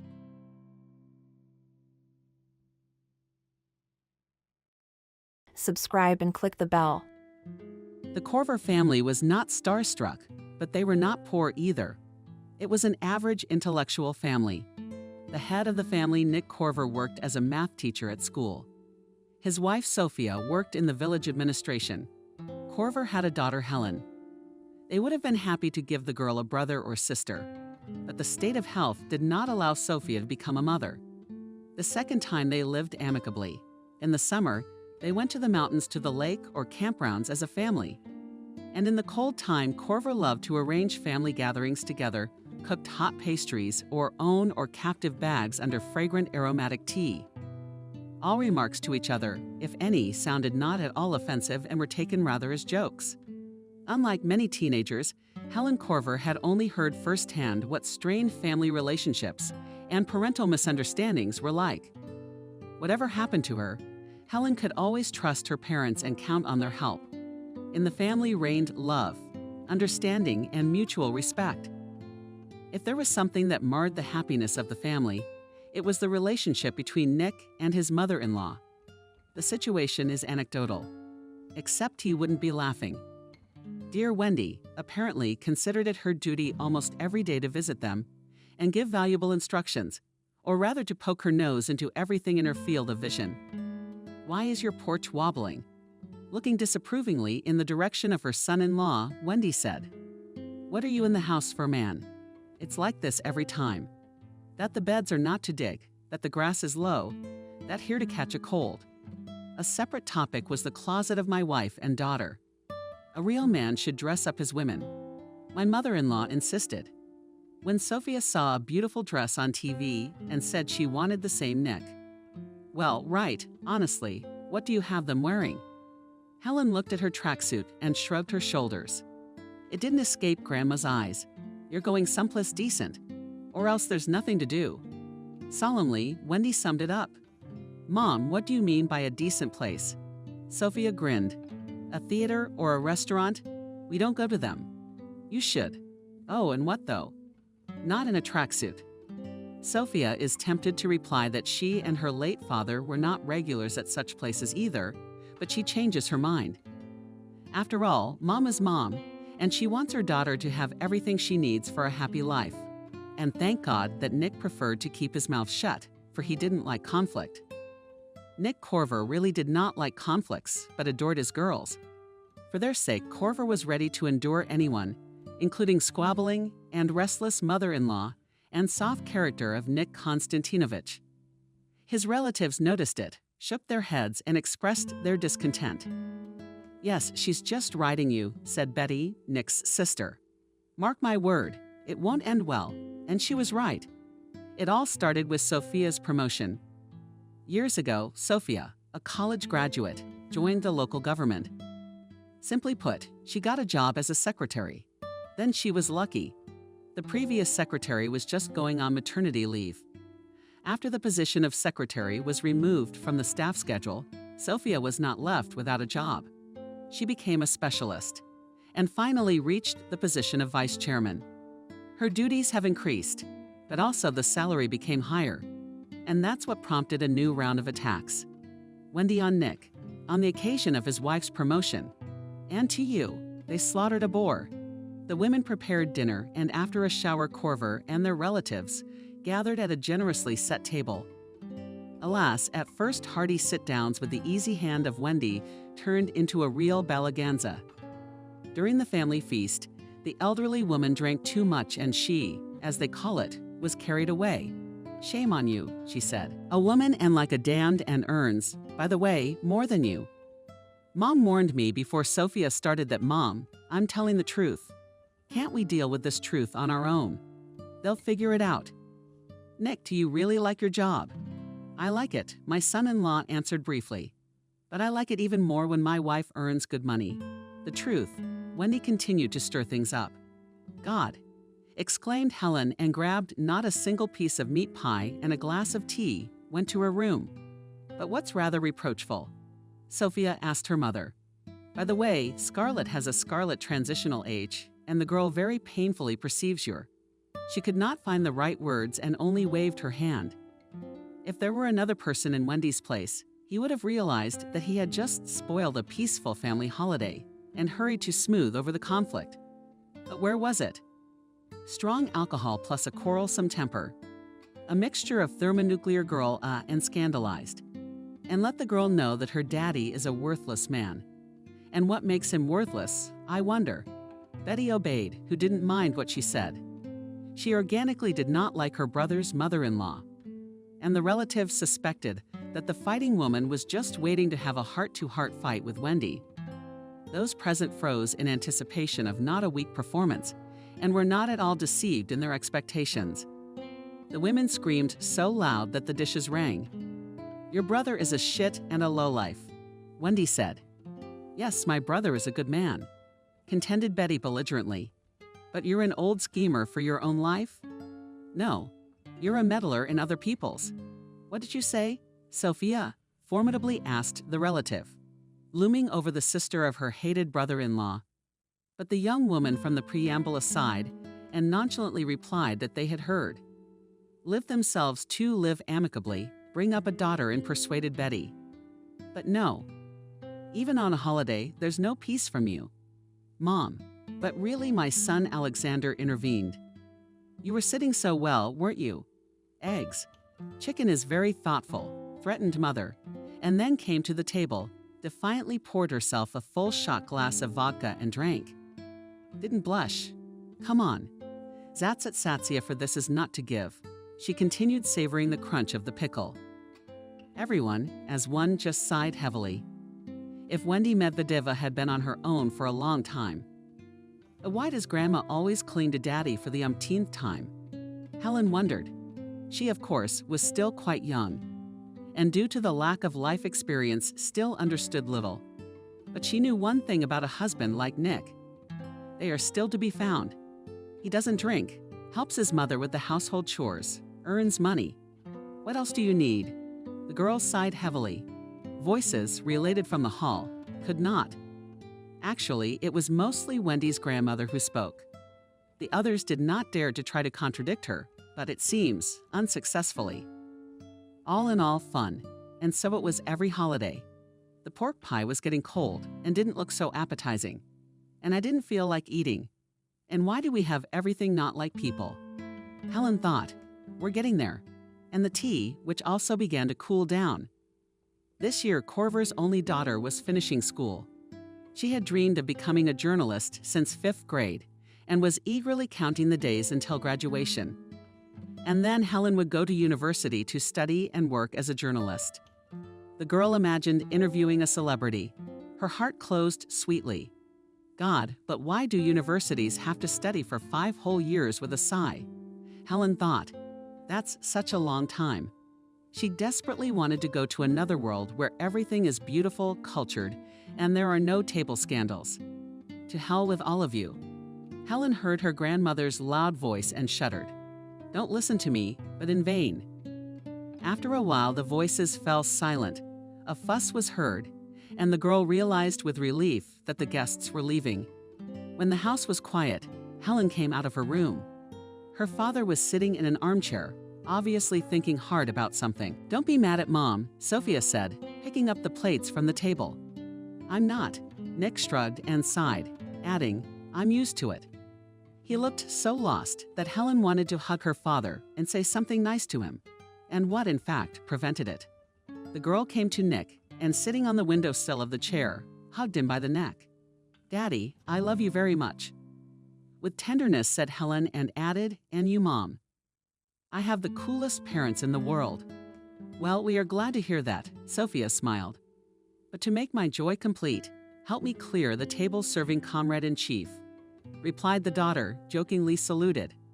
At that moment, all 3 of them were thinking about what a good family they had. But none of them suspected what changes awaited her. Sophia started her new position. Nick continued to sow the reasonable, good, eternal, and indoctrinate young minds with theorems and logarithms. And Helen dreamed of a career as a journalist. It seemed like it would be like that for many years to come. But life arranged otherwise. After a staff meeting in the district administration, Sophia went to a cafe for a snack. She made an order, and having taken a table in a secluded corner of the hall with an appetite, began to eat at You Are Not Busy? With a polite smile, asked a solid man about 50 years old, dressed in a dark gray suit with thin stripes. Sophia shook her head.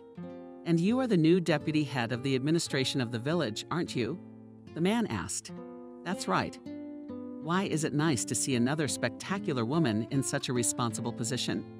I forgot what's your name. Sorry, it's just a lot of names, surnames, and patronymics to memorize. Sophia Corver. She introduced herself. Oh, nice to meet you. The man stretched out. Well, I'm the head of Citizen Services. Thomas Parker. You've heard of him. Sophia nodded with a faint smile. Well, that's great. That day, the colleagues chatted and separated. When an administration employee came in, she knew Parker, of course. When Sophia was a specialist, she traveled to the administration office once a month with a report and sometimes ran into him in the hallway. Parker couldn't help but know Sophia by sight. After all, in so many years of work, everyone had managed to be attracted to each other. However, it had only now come to a personal acquaintance.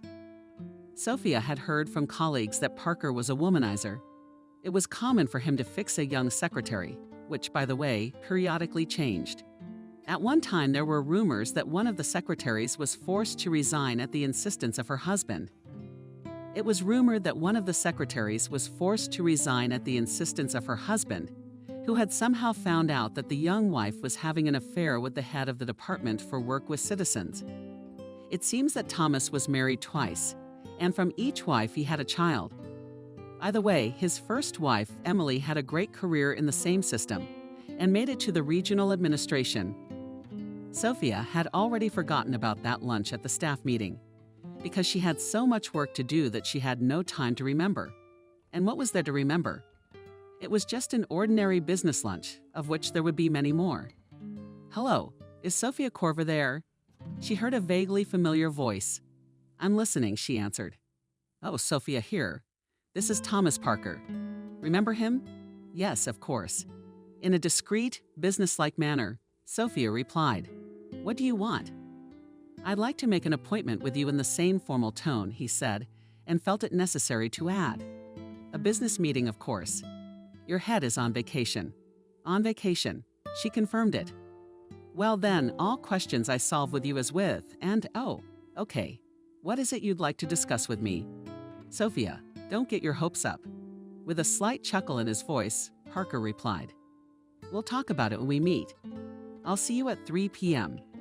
When Sophia went to the reception desk, the receptionist was absent. Strange, she thought, and knocked quietly on the office door. Yes, Sophia heard, a cheerful voice. Parker, and opened the door. Sophia, you've already arrived, he asked, and pointing to a soft chair next to a beautifully shaped magazine table gallantly spoke, Have a seat. I will now. Sophia obediently sat down, and Thomas went into a funny room, which apparently served as a kind of kitchen, and came back with the payment and a bottle of champagne, not cheap, by the way. But there, he smiled. That seems to be it now. What's all this for? Sophia asked, and looking at the table, in the very center stood a small fruitcake, which, as far as she knew, could only be purchased in a restaurant. In addition to the cake, there were caviar cakes on the table, 3 different salads. What for? Thomas smiled broadly. It's a business meeting. I find it easier to solve issues at a set table, so to speak, in a trusting atmosphere. What's cultured and efficient, don't you think? To be honest, I hadn't thought about it, the woman replied with a shrug. She was beginning to realize that a business meeting was out of the question. That was all she needed. Parker said emphatically, Even in our backwater, culture is not a bad thing.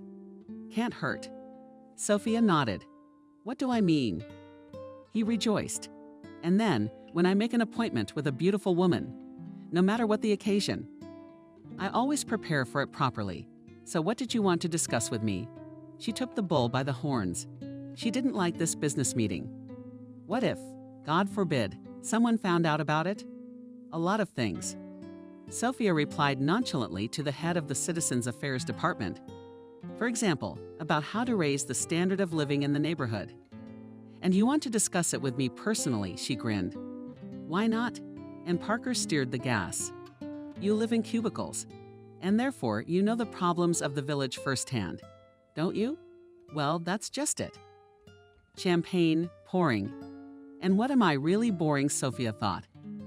After all, a new position is not only new responsibilities, but also new opportunities.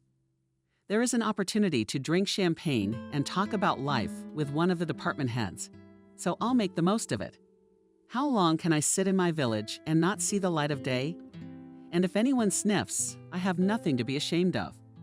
If I don't allow it, it won't happen. I'm not a young secretary. That's the spirit. Approved Parker and poured champagne into glasses. Well, very tasty. With a smile, said a colleague. A nice drink. I love it. I love it too, he nodded. You eat salads. Cake all in the restaurant ordered. Fresh, delicious. Surprisingly, but now the solid head of the department seemed Sophia so simple and homely. Probably that's how his family and friends knew him. It occurred to her, I wonder why he got divorced. And then she was ashamed of her thoughts. Why pry into someone else's life? Shall we do it again? Parker smiled, and not immediately heard Sophia, immersed in his own thoughts. I suggest we do it again. Is it just me, or are you tense? Everything is fine, assured the guest. I will gladly drink more champagne. Sophia, won't you be offended if the second toast is for you? The owner of the office asked not only jokingly, but also seriously. Why should it offend me? She was surprised. I don't know. Well, Thomas, champagne is good, of course. But let's get to why you invited me here. Sophia said in a businesslike tone. Our neighborhood, as you quite rightly pointed out, needs improvement. And when it comes to this particular booth, I have some thoughts. Parker grunted in surprise, but the guest smiled dazzlingly as if she hadn't noticed. We'll discuss it. The dinner was conducted in a strictly businesslike manner.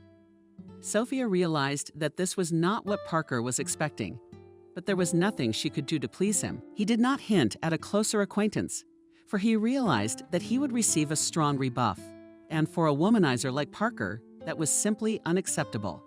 It's embarrassing and humiliating. No, it's a gradual thing. Usually a couple of bottles of champagne was enough. I must say, the conversations about improving the standard of living in the neighborhood went well. Thomas listened to Sophia's proposal, and an hour later she called the driver. So soon. Harker stretched out disappointedly.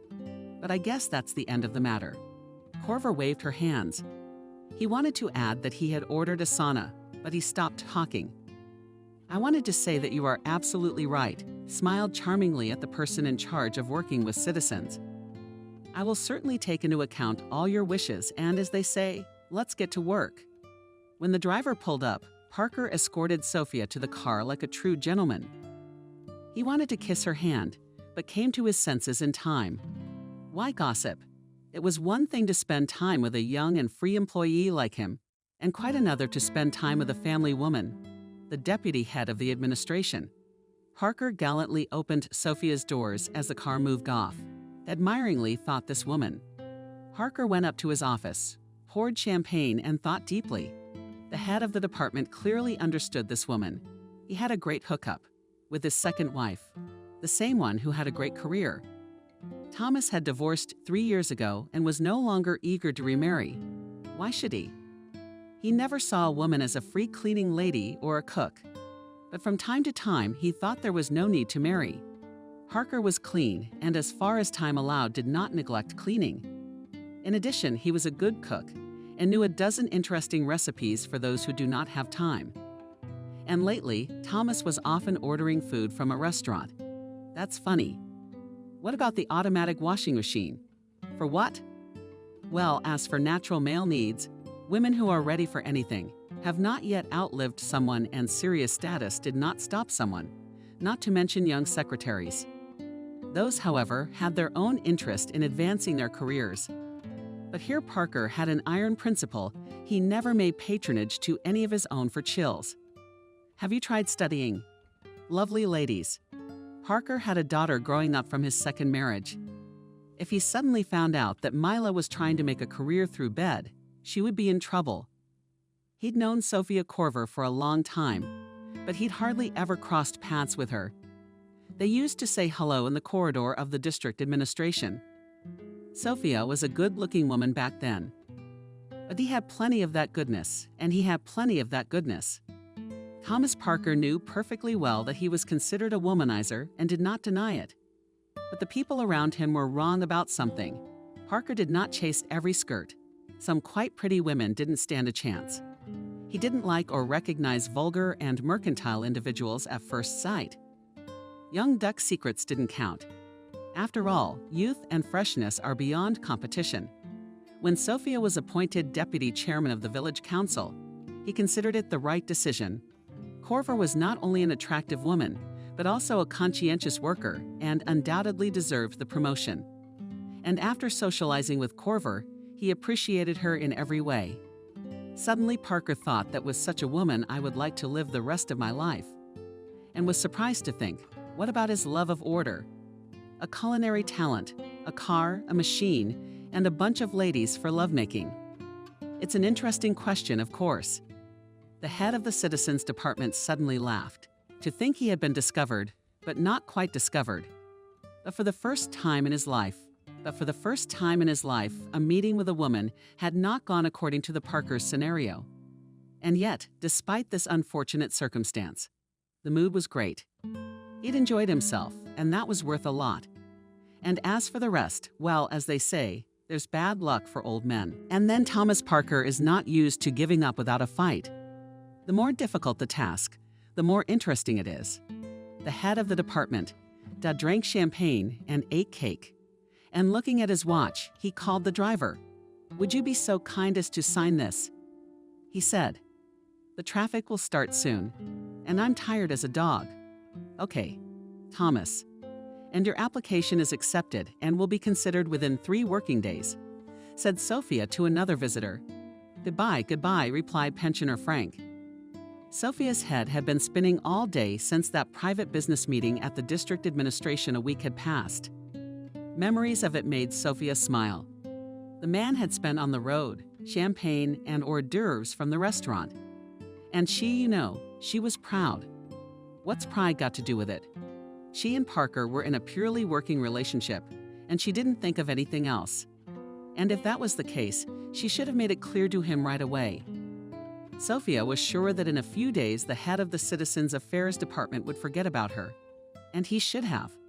Sophia, the specialist Jenna told you this, and brought a small, pretty basket of blood roses into her office. Thank you, Jenna. She nodded. Sophia already knew who the flowers were from. She felt uneasy. She had no idea how to react, and that made her feel uncomfortable. But at least I can call and say thank you. Sophia thought. Glad you liked it, Parker replied. And there was a smile in his voice. There was an awkward silence. Sophia broke the silence. Yes. And it would not be impertinent of me to invite you to dinner at the restaurant. Thomas, I don't think it's necessary, Sophia replied firmly. But why don't you really understand? I confess I don't. I'm a married woman. I'm in a position of authority and everything. And you, Thomas, have a tarnished reputation. He smirked. In other words, a reputation as a womanizer. Right. But I didn't say that, Sophia grinned back. You don't have to say anything. Sophia, it's just dinner. Parker didn't give up. She asked ironically. Of course, Thomas didn't hesitate. How could it not be? Suddenly, Sophia realized that she wanted to go to a restaurant. It seemed to her that she had recently fulfilled the norm of her former working life. So why not have a little celebration? You know, I think I'd agree, Sophia said. True, Parker sounded genuinely happy. She thought again that the head of the Citizens Affairs Department, whom the neighborhood knows, and the one who was talking to her at that moment were two different people. Yes, Sophia replied discreetly. Wonderfully received, Parker. Businesslike tone. My driver will pick you up for bed at 5, she asked fearfully. Yeah, what's the big deal? What time do I get home? Oh, Sophia, the colleague laughed. You probably haven't heard anything yet.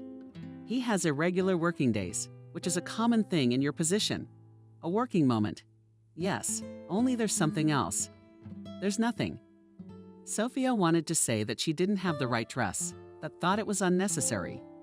In Sophia's opinion, a man shouldn't know about such things. She walked over to the large full-length mirror hanging in the study. What exactly is wrong with a suit? She thought. A dark blue pantsuit, intricate trim on the lapel and cuffs of the jacket. It looked very impressive. I wish I had a little more makeup and jewelry. You can do without it. The gold trim looks pretty flashy. And I think there was an elegant and wide-brimmed hat in the closet. Sophia bought it recently, but never brought it home. But here it is ready to cheer up the evening ensemble, she thought. There is only one thing left to settle Nick. I will be late tonight, Sophia told her husband. Suddenly she felt like a schoolgirl. And what are these trips? Cindy, the accountant, looked out of the window. But what's not to be clear about, snickered Jenna, escaping to the tea party hat flowers. A driver at the end of the day. And you think about it. Really? The elderly accountant gasped. And I thought she was decent. She has such a good husband. A daughter. Well, give a man a diplomat, and he'll show his true colors. And everyone knows what goes on upstairs. They're all related, for God's sake, the specialist ranted. But our doggies got it. That's right, the accountant nodded. Well, and then the sight of the little one, it seems, did not go in vain. After all, she's always oppressed Nick. Here is the result. Yes, Cindy sighed. And what a nice family they were, weren't they? Every dog in the stalls knew about the relationship between the math teacher and his mother-in-law. Moreover, it was one of the most discussed topics in the store, in the nurse's station, and of course, in the village administration. Well, now Sophia's colleagues had something to discuss. And in the light of recent events, it looked a little spicy. Cindy, please. Jenna rolled her eyes. Why worry about them? Nick, if anything, who will be there to comfort them. Everyone knows the vice principal's got a crush on him. Molly's a very attractive woman, by the way. Not like our duck. Yeah, it's like Santa Barbara all over again. The women laughed merrily and continued to grind the bones of the deputy head and the rest of the villagers. Sophia, I'm speechless. Parker exclaimed. I didn't mince words. Are you charming? Thank you, she smiled. What's the harm in that? It was a pleasure. But at the same time, a strange uneasiness settled in her soul. Maybe it was a premonition. What will you have to drink? Thomas asked. At your discretion? To be honest, I don't know much about wine. Then I'd recommend a Spanish wine, very bright, very tasty.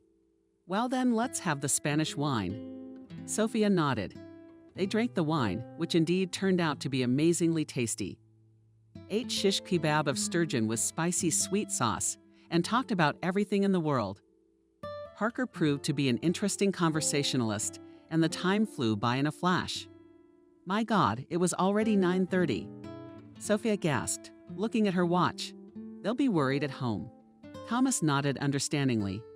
Well, of course, she replied and went to her purse for her phone. Where the hell did it go? Sophia cheerfully turned to her colleague. Wait a minute. Sophia waved Sophia away with annoyance, intending to dump the contents of her purse on the table. Sophia mockingly held out Parker.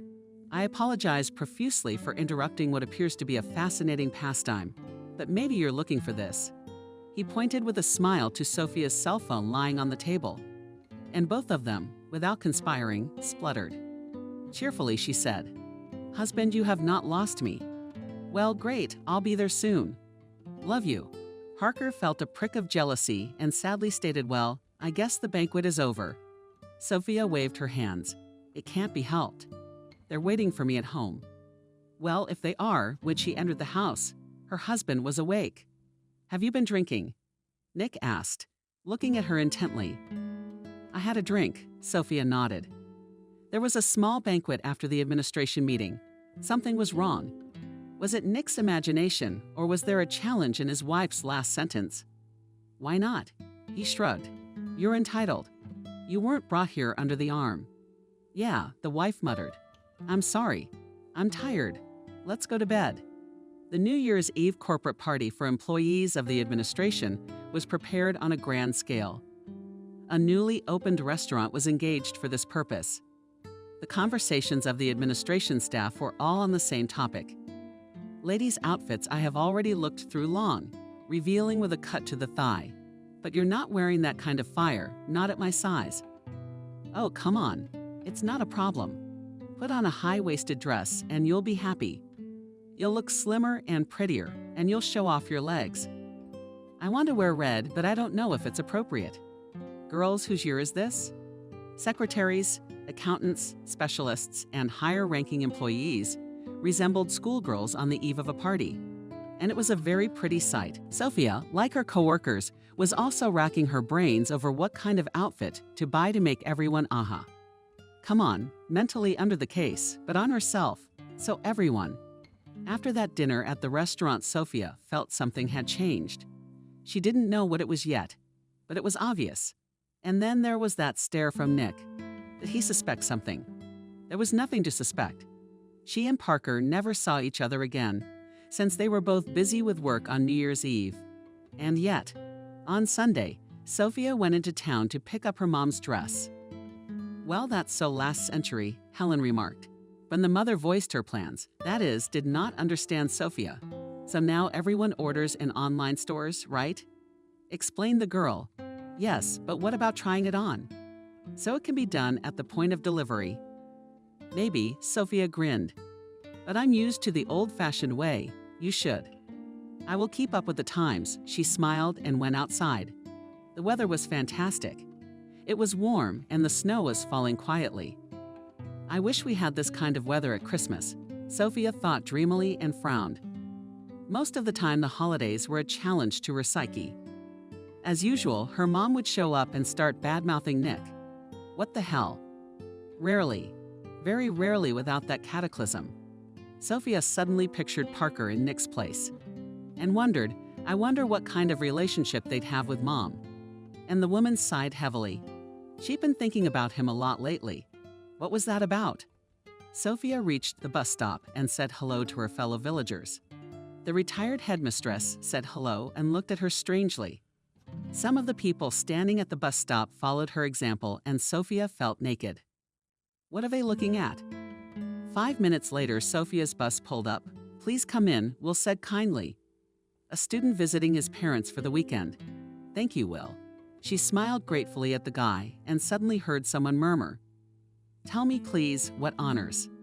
Sophia could have been mistaken, of course, but the voice seemed to belong to Anna, Betty's friend. She had sat with Anna more than once at the same table with relatives. Sophia had always thought that Betty's friend was quite nice to her. So what's the matter? There were those looks too. Sophia took her seat and decided to keep her head down. It was no secret to her that her appointment to a new position was received ambiguously by the people. Many were genuinely happy for Sophia, noting that but she deserved the promotion. But not without detractors. God only knows what they argued their discontent. But the fact remained that there were such people. But was it worth paying attention to them? You can't please everyone philosophically, Sophia summed up. For shopping, she chose a hypermarket 2 stops away from the bus station. The market was definitely not suitable for this purpose. Sophia walked through the boutiques. Her eyes were dazzled by the variety of colors and styles. The woman stopped at a marvelously beautiful evening dress, a relay of color and rice. It would go perfectly with her dark Russian hair and gray eyes. The dress cost more than half her paycheck, but it was so beautiful. And if you pictured it with newly bought shoes, clutch sharpening, and beautiful makeup, it was fire. To take it or not to take it? That was the question. Mentally paraphrased Sophia of the famous writer Sophia. She heard a painfully familiar voice, and that was the meeting. In front of her stood none other than Parker. "Hello," confused woman said. "What are you doing here?" "Having fun?" Thomas asked. "I'm just picking out a dress for corporate events." A necessary thing, he approved. "How's that going?" "I haven't picked anything out yet," Sophia admitted. "Why not?" "It's just something." "I think this purple one is really nice," Parker said in a businesslike tone, and looking at the dress she was looking at. I think Sophia thought dejectedly too. "But for the money it costs, you could live on it for almost a month." "You know what? Why don't I give you this dress?" Thomas suggested as if he were buying a candy bar. What did the coworker fearfully ask? "No, that's out of the question." "But I can see you like it." "You don't," he said. "Do you like it?" Nodded Sophia. But it's very expensive." "No, Thomas, I can't accept such a gift," she said firmly. "No more than money." Parker wouldn't give up. "Well, I can't take no for an answer. I need a hint." As if out of nowhere, a young salesgirl materialized. "No." Sophia shook her head, stuttering with excitement. But her unexpected companion unhesitatingly declared and to tell, and to show, and it would be good to help to decide on the accompanying goods. "Well, there are handbags, shoes. In general, you know yourself. And now the lady wants to try on this dress." The sales consultant looked questioningly at Sophia, and she nodded. She was already convinced that Parker knew how to insist. So was it really worth it? Grabbing her dress, Sophia left, for example. And when the colleague came out, he was speechless. "Sophia, I'm blown away," Parker said. "Is it really so terrible?" She smiled. "It's not. Just awful. Terrible, beautiful. No, it's a stunning dress. It really looks like it's made on you," the saleswoman said with a smile. "I want to offer you these shoes." The girl took out of the box silk, lilac, pink shoes, decorated with bows with decorations. "We'll take them from you too." Without giving Sophia a second thought, Thomas said, "And you need a treasure too." So Sophia became the happy owner of dress shoes and elegant treasure. Reshed his fancy shimmer and crystals. Parker pulled out his credit card, and despite Sophia's protests, Sophia paid up. So uncomfortable, she slipped in pitifully. "Uncomfortable," Thomas interjected. He looked at her strangely. "Yeah, and if I offered to take you home in my car, that would be awkward too." "And you want to suggest it," said Sophia in a thin voice, "and not just suggest it." Parker nodded and added, "I'll insist." "And not just suggest it." Parker nodded and added, "I will insist." "Then you'd better say yes right away," she grinned, determined to pay him back for all this splendor at the first opportunity. Right. The colleagues left the hypermarket, not realizing that she was watching them. "Cinderella's friend, Sophia. Here is my carriage," Thomas said proudly, opening the door. Parker drove a dark cherry-colored Ford.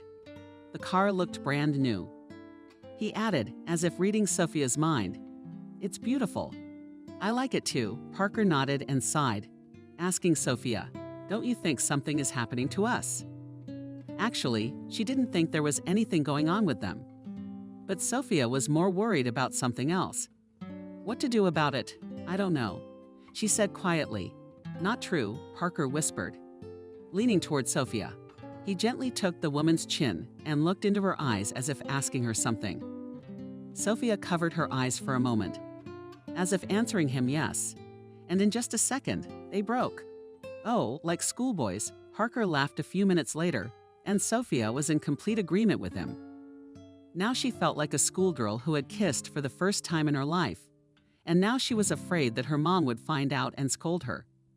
Except that it was not only about mom, but also about her husband and daughter. It was about them first of all, though it's unlikely the mom is either. Wendy, despite the contrast with Nick, would approve of her daughter's behavior. And so it was when Parker brought Sophia home. Her husband wasn't with her daughter. That was good for her. It was embarrassing to face them. And the next day, it seemed that everyone in the village knew that Sophia Corver had come home with some guy in a car. She was sitting in her office drinking coffee when her mother called. "What the hell are you doing?" "Going off the deep end? Wendy's on a roll." So Sophia thought doomfully, "I think it's starting." If until yesterday she had nothing to hide, now the situation had changed. It's not proper for a married woman to make out in a car with her face.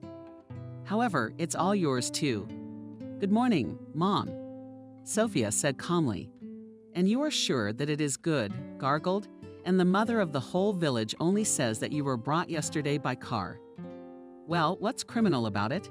she asked in a friendly manner. "What's criminal about it?" yelled Wendy. So the daughter took the phone away from her ear to ride in a car with someone else's man. "That sounds normal to you?" Mom slowed down and said, "Sophia, riding around with another man's man. Maybe it's not normal. Only I did not ride and came home with a colleague whom I met in the city and who bought you a dress and shoes." Mother interrupted me. "Aren't you ashamed to accept gifts from a man? It makes things more complicated." "It's a loan," she said. The first thing that came to mind, a loan. The old woman asked incredulously. "Yeah, I haven't heard anything about a paycheck yet. And we have a corporate party in 3 days."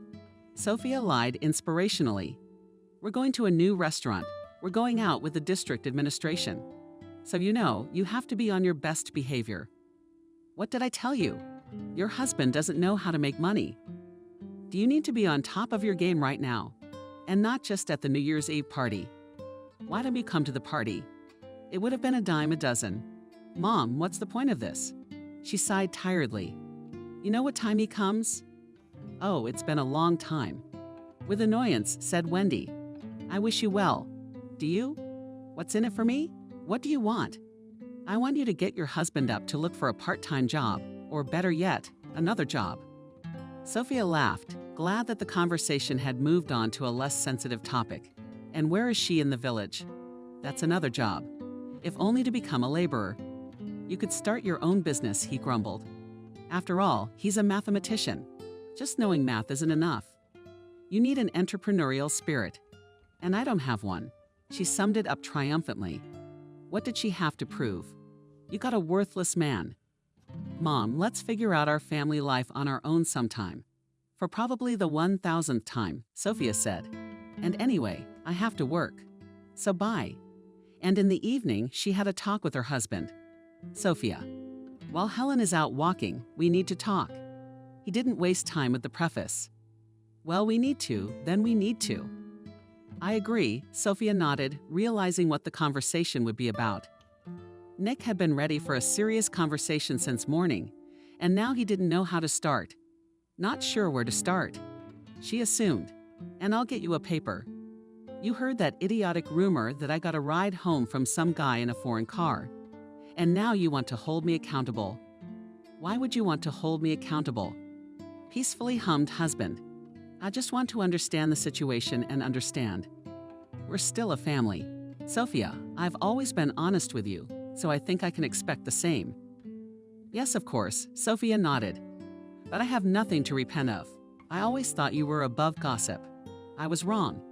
And I can't have this conversation, Nick said thoughtfully, and his wife thought that he was probably right. What's the point of talking about it? Nick, there's nothing to talk about, she exclaimed. He had a ride. I don't deny it. But it wasn't some guy, it was a colleague, the head of the Citizens Affairs Department. I met him by chance at the hypermarket, and he drove me home. That's it. So he went to the village on purpose to take you home. Nick squinted incredulously, and before that he bought himself an expensive dress and something to go with it. The situation is more serious than Sophia realized. I wonder how much she'll find out later. What if Nick got wind of that kiss in the car? Desperate, she thought to Dawn. The windows were tinted, and the car was far from the parking lot, but still. And who the hell was following me? Sophia ordered herself to be calm. If anyone knew about that kiss, her mother would have mentioned it. Wendy's daughter had kept silent about it. Anyway, calm is only calm.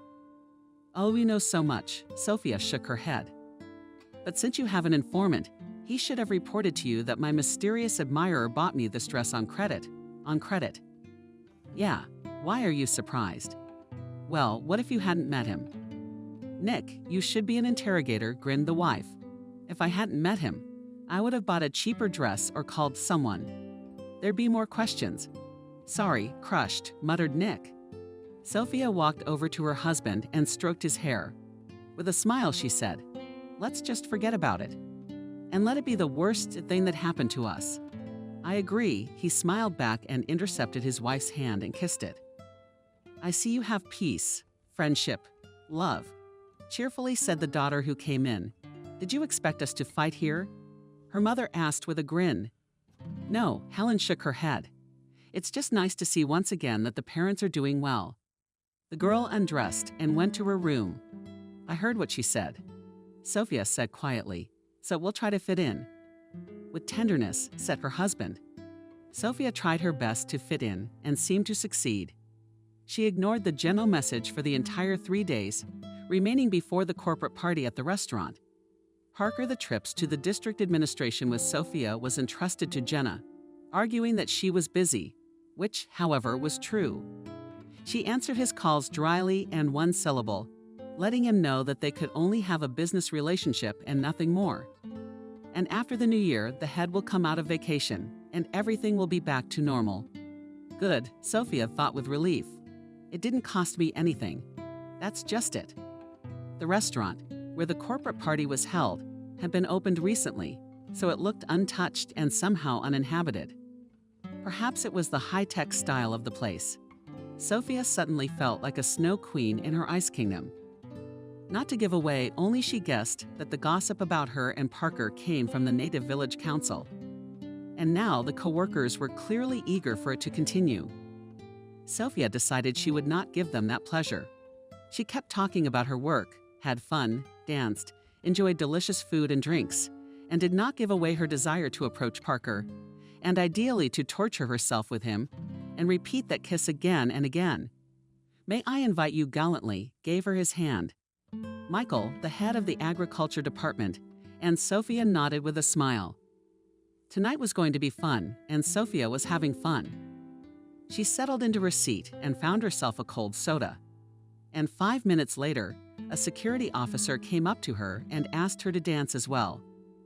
Our Sophia is a real hot commodity, commented Cindy the accountant.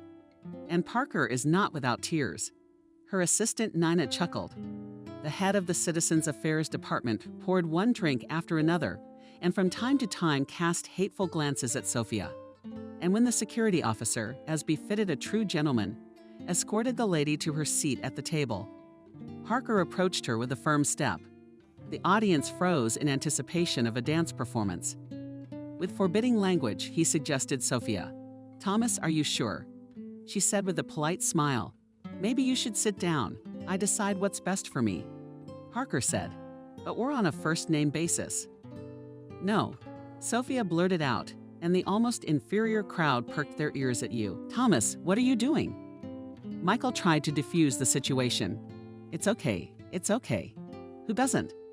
A man's had a little too much to drink. It's just an everyday thing. Let's call a cab. But who has a cell phone nearby?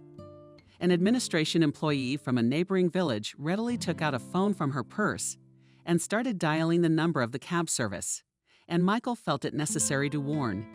And without any stupid woman's gossip, I'll rip my tongue out myself. To say the audience was disappointed was to say nothing. The cab arrived 5 minutes later. Parker was escorted to the car and the fun continued. Sophia could physically feel the stares of her colleagues, and after a while she hurriedly turned away, citing the headache. The next day, Parker sent Sophia a message apologizing for her behavior. Apology accepted. Happy New Year. Was it written? Christmas was spent alone with Nick. Wendy went to a sanatorium on a voucher for pensioners, and Helen, having met Christmas and scared in a salad, went to celebrate the holiday in the company of classmates. You know, said Nick, I've wanted to celebrate Christmas with you for a long time. But there's always someone else around. Sophia said cheerfully, or someone will show up. That New Year's Eve, the Corver couple felt young and hopeful for the first time in a long time. They chatted merrily and had a delicious meal. Ice-cold champagne they recalled carefree youth, the time of the courtship, the wedding, the news of the long-awaited addition to the family, the birth. Knees? Yeah, it was great. Sophia smiled as she sipped her champagne. Do you remember how you gave me cosmetics and golden balls?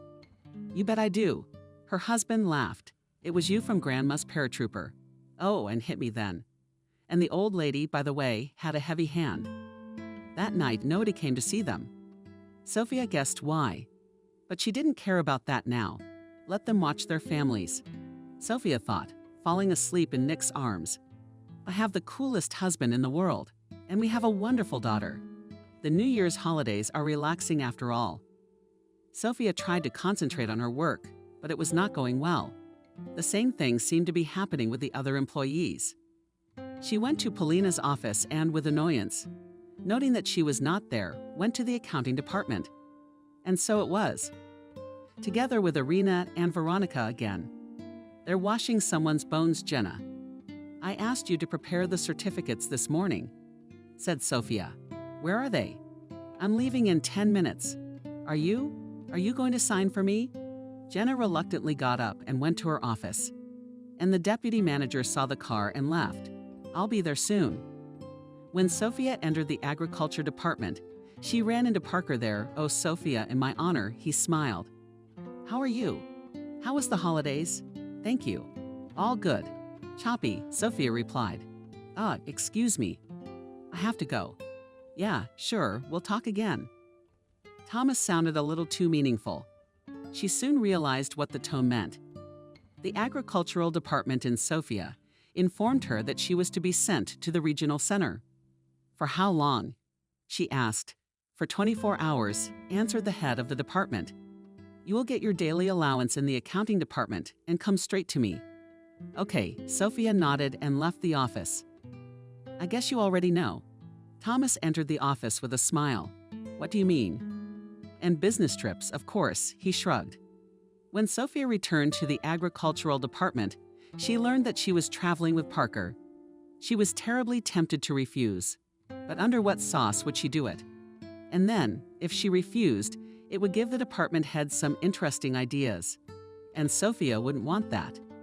She's had enough of the New Year's Eve party. Surely the cuckoos, despite the warnings, were already scratching their tongues. Sophia went on a business trip with Parker.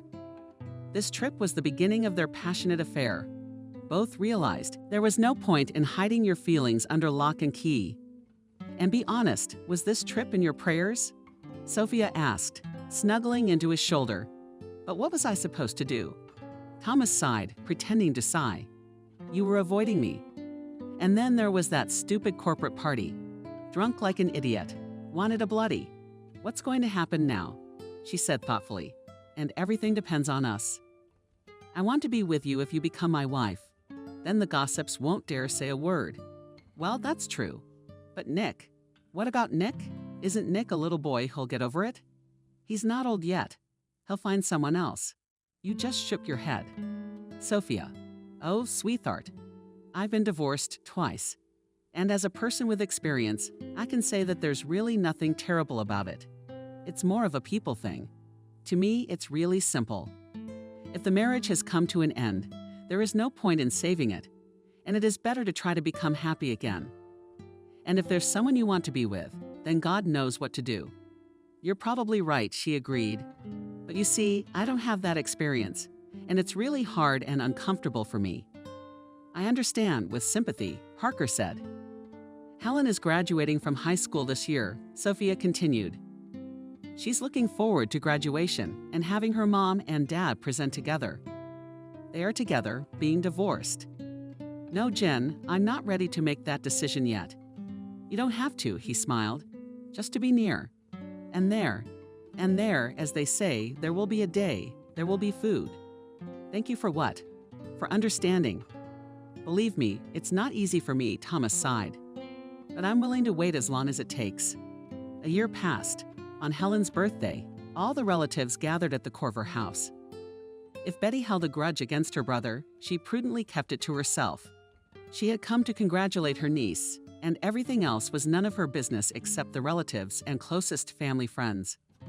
The party was attended by half of her classmates, the celebrant, and 2 friends from the university she had safely entered. Nick and Sophia were only too happy to welcome their daughter's new friends into their hospitable home. From the outside, everything looked the same as before, but only externally. Sophia, I was still seeing Thomas, and every day he got more and more insistent that she should divorce Nick and live with him one day.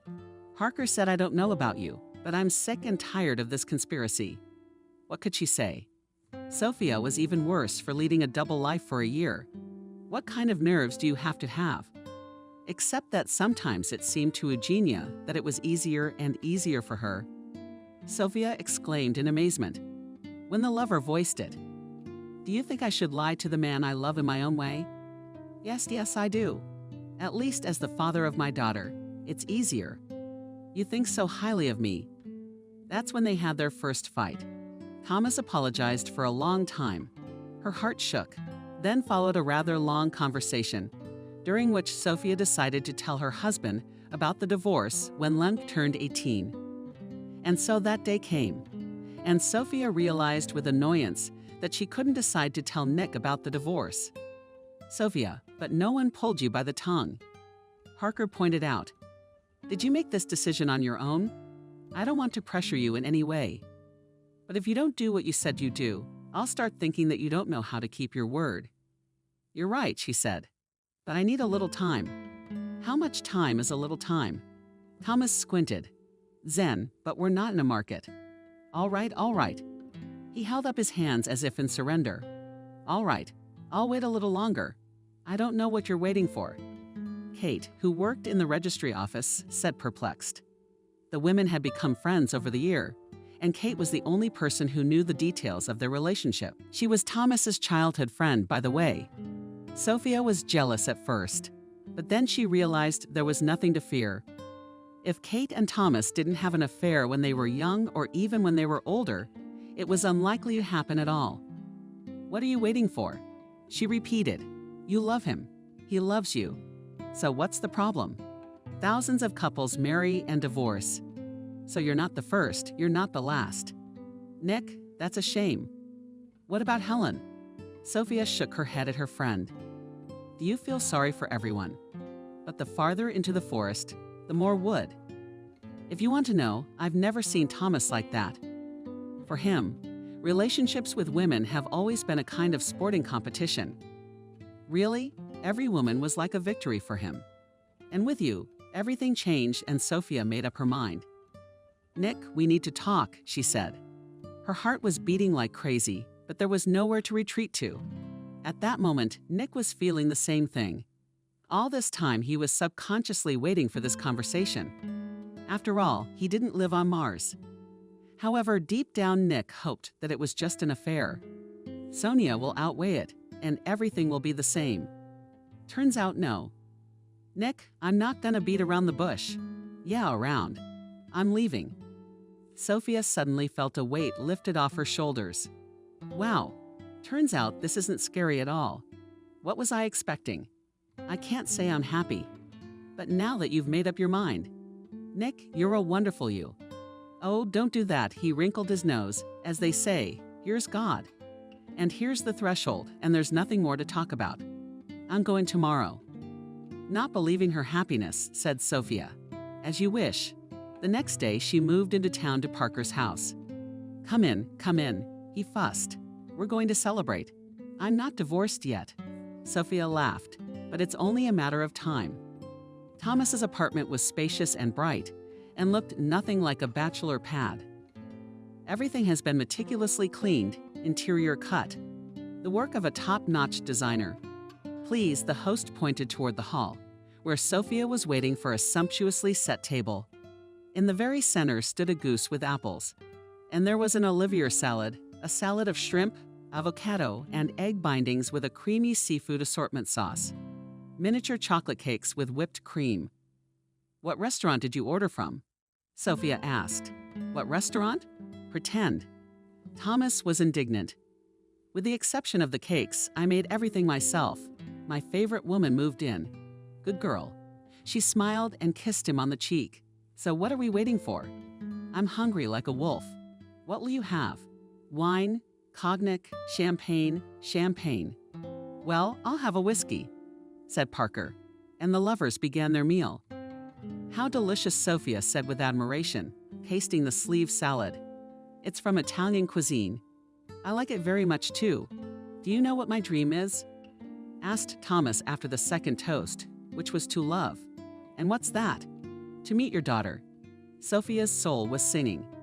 Today she called Helen and informed her of the impending divorce. To her great relief, her daughter was very understanding. I'll introduce you, Sophia promised. For the second time in the last 24 hours, she was surprised at how simple everything was. But unfortunately, it wasn't. After the divorce, Nick became addicted to alcohol. At first, he'd have a drink or two after work. But as time went on, things took a serious turn. One day, Nick showed up at school with a bad hangover, for which he was sharply reprimanded by the principal. The mathematician apologized and said it wouldn't happen again. Kelly, he's not really drunk. The vice principal stood up for him. At least the man had some drama in his personal life. Who doesn't? The principal grinned. Even for students was not a secret that Molly has long been unevenly breathing to the math teacher. And here was such an opportunity to win the man of her dreams. And to say the vice principal had been a widow for 6 years. All right, Kelly relented. On your, Molly, responsibility. But if this happens again, I'm gonna have to talk to you differently, Nick. I hope you understand what I mean. I do, replied the mathematician briefly. Well and good. Let's get on with our work. The incident never happened again. And a couple of months later, after a corporate birthday party, they decided to continue the banquet at Nick's. The cell phone was ringing off the hook, and Alex, the gym teacher, exclaimed in anger. Yours, that's the one. With annoyance nodded Alex. So calmed down. To hell with her. Alex, you're 100% wrong, said Nick. Do you know what this is called? What do we have? We don't keep it when we lose it. Oh, poor or what?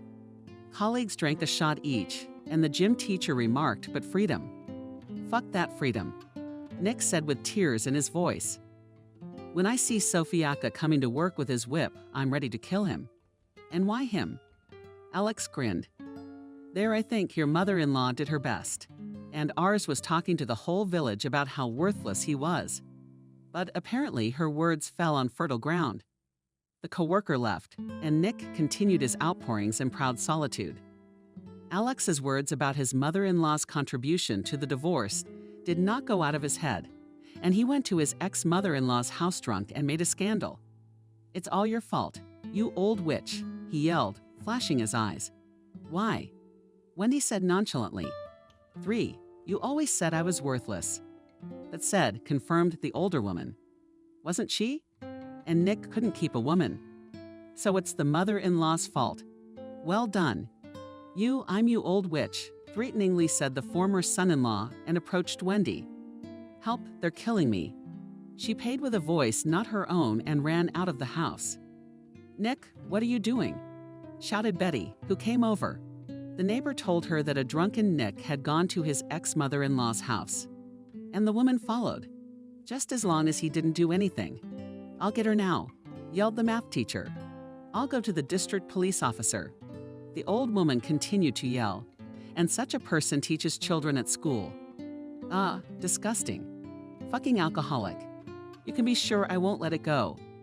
"Wendy, honey, I'm so sorry, for God's sake." Betty begged her tearfully. "You understand. I'll get on my knees to you, but don't go to the police station. To hell with you." The old woman came in with her and, cautiously squinting at her brother-in-law, went into the house, and Betty took her brother home, exhorting him that life doesn't end after divorce.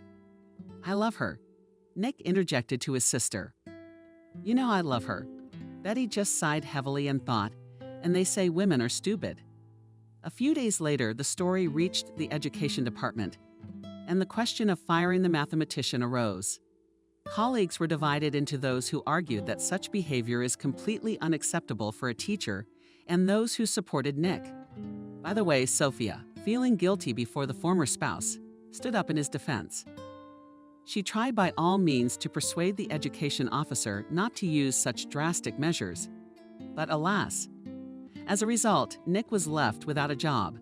"He'll be lost," Sophia lamented. "Don't exaggerate," replied Thomas. "After all, he is a grown man, an intellectual. I think he will pull himself together in time." "Oh, I don't know." I sighed. "You know what she was thinking. Just promise me you won't take it personally."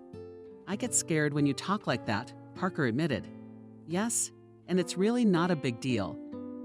Anyway, maybe it makes sense to postpone the wedding." "Why would I do that? I don't see any joy in that." Sophia's on. "Yeah, I've been living like a hot frying pan. I'm probably the only lazy person who doesn't say behind my back, 'I've driven a man crazy.' And they don't give a rat's ass about me trying to help him. And I still got a job to do, by the way." "Well, the job isn't exactly a problem," Thomas said.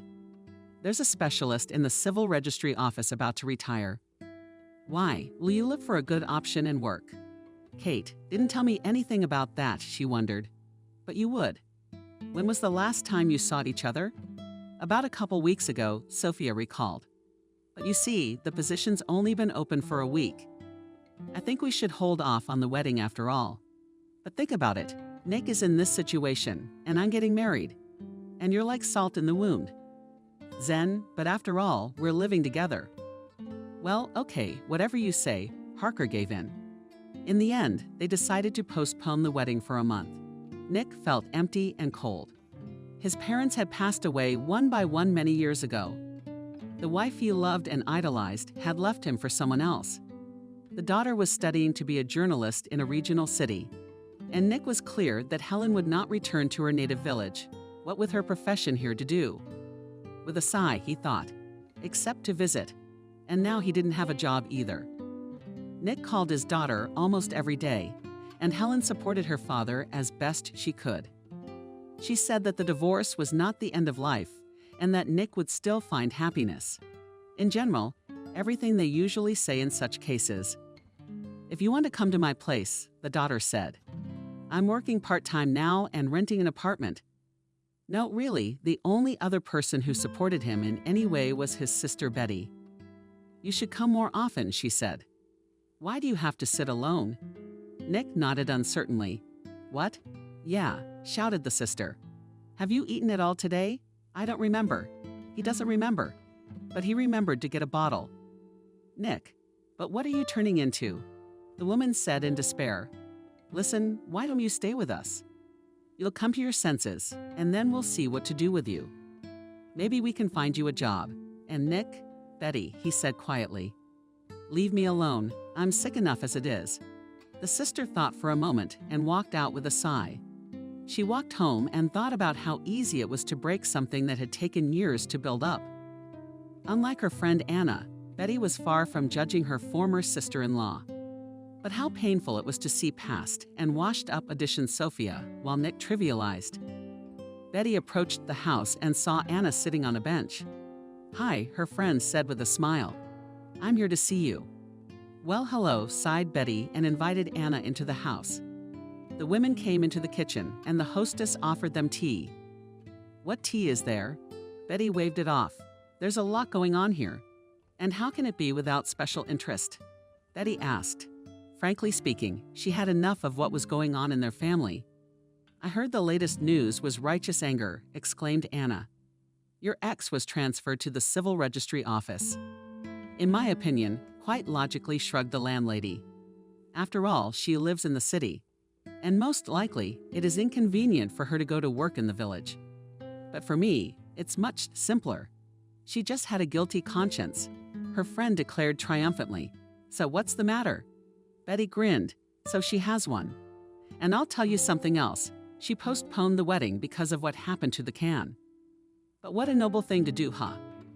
Anna shook her hands. "Yes, they are without a stamp in the passport. They have been married for more than a year, and they live together. Not a big sacrifice." Betty suddenly felt incredibly disgusted. It felt like someone had tainted the air in the house. "And you know what, Anne?" After a little silence, she said, "Go away." She was stunned. "I don't get it. Are you defending her or something?" "Well, Betty didn't expect it. I mean, Nick is your brother Nick's brother. Not only am I his sister, but I'm also a woman. And as a woman, I understand Sophia. Maybe it's not love at all. But right now, at this moment, the pig is attracted to this man. Judgment. Who are we? Life will judge us. You go away." Nick kept drinking. Now he was living on the principle that a day had passed and it was all right. "That's how it is," the villagers said.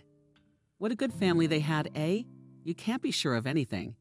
It seemed that it couldn't get any worse. But the worst was ahead.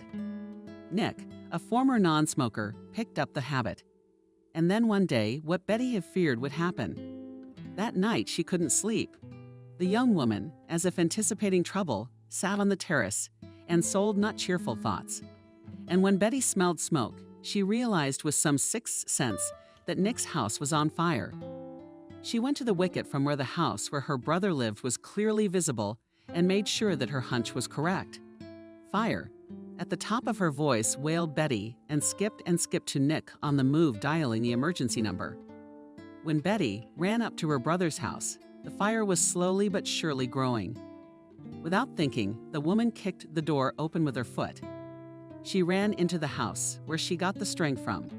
She wet a rag and sold into her brother's bedroom and began to shake him. "Wake up, you idiot," screamed Betty. "Is your house on fire?" "Sister," forcefully pushed Nick and beckoned him toward the exit. The woman realized that every second counted another tug, and they were outside and just in time to fall to the grass. Betty saw the ceiling collapse. Before she lost consciousness, she thought she had made it just in time. People were running from all sides. The house where Nick had been happy for almost 20 years was extinguished quickly. But to restore it required a lot of money, which he didn't have. In fact, it was not even a question of restoration, but almost a full-fledged construction. Nick moved in with his sister. Michael helped them with household chores, planted potatoes, and willingly helped the children to do their homework. The youngest from the bench had a math problem. Nick stopped drinking. The house Betty lived in with her husband and 2 sons wasn't that big. So Nick couldn't help but realize that he had to come up with a place to live. But what could he think of? The village council only shook their hands, for there were no empty houses in the village. One day, Nick heard Michael ask his wife if he was moving at all. If he'd gone on a shift, it would have been good for him. "We're not millionaires." He felt bad about embarrassing his sister and brother-in-law. That's why Nick thought it was a good idea. Except there was no money on the phone to go online, Betty. "I hate to ask you for anything, but could you spare some for a poor hobo?" 300, he asked his sister. Nick had been calling himself a hobo lately, either jokingly or seriously. "What's that for?" With suspicion, Betty asked, "And has your brother been drinking?" "Don't worry, you're past that," Nick assured her with a grin. "I want to look for a job ad." "How long do I have to sit on your neck?" "Well, I'll get it for you." A couple days later, he found an ad for shift workers. "When are you leaving?" Betty asked. "In a week." Nick called his daughter before he left. "I'm happy for you," Helen exclaimed. "I've been having all kinds of bad thoughts lately, but thank God you're okay. I should come visit you sometime. What do you think?" "We'll see," the father replied evasively. Nick was ashamed to admit to his daughter that the house where she spent her childhood was no longer there. The ex-wife apparently didn't know anything about it either. After all, Sophia now worked in the city and did not maintain relations with any of the villagers. Thomas and Sophia were 3 days away from getting married. "I can't wait for you to say yes to me in the face of the law," said the happy groom. The future spouses were having lunch at the very cafe where they had met at the hardware meeting. The faces of the bride and groom were shining and the people around them were smiling. "I look at you and directly infect with good mood," said the former to them Lola, head of the Department of Media Relations. "Are you so cool?" "Thank you for your kind words," smiled Parker. The daughter arrived the evening before the wedding of moms. "You could put your face on the cover," Helen exclaimed, kissing her mother. "You look like $1,000,000. "A million?" Sophia smiled embarrassedly. "Right. Why am I being petty for $1,000,000? Oh, come on." With a laugh, she waved her daughter away. "You are not hungry." "I could eat an elephant," cheerfully admitted Helen. "But I can't promise an elephant," Sophia hummed. "But fried chicken, and I'll feed you. Come on," encouraged the girl. Almost a year of studenthood. I gave her a lot of fried chicken, but such a delicious Tina, as my mother, has not yet met. I hope the groom appreciated. By the way, where did he appreciate it? Did he appreciate it at the bachelor party now? Mother smiled. He, like you, was not afraid to let go. What about the cake stripper and other bachelor party trappings? You know, not afraid. I don't think our Thomas Stepanovich can be surprised by strippers anymore, or anything else for that matter. I'm very glad I got him for goulash. What about Daddy's sadness? Helen asked.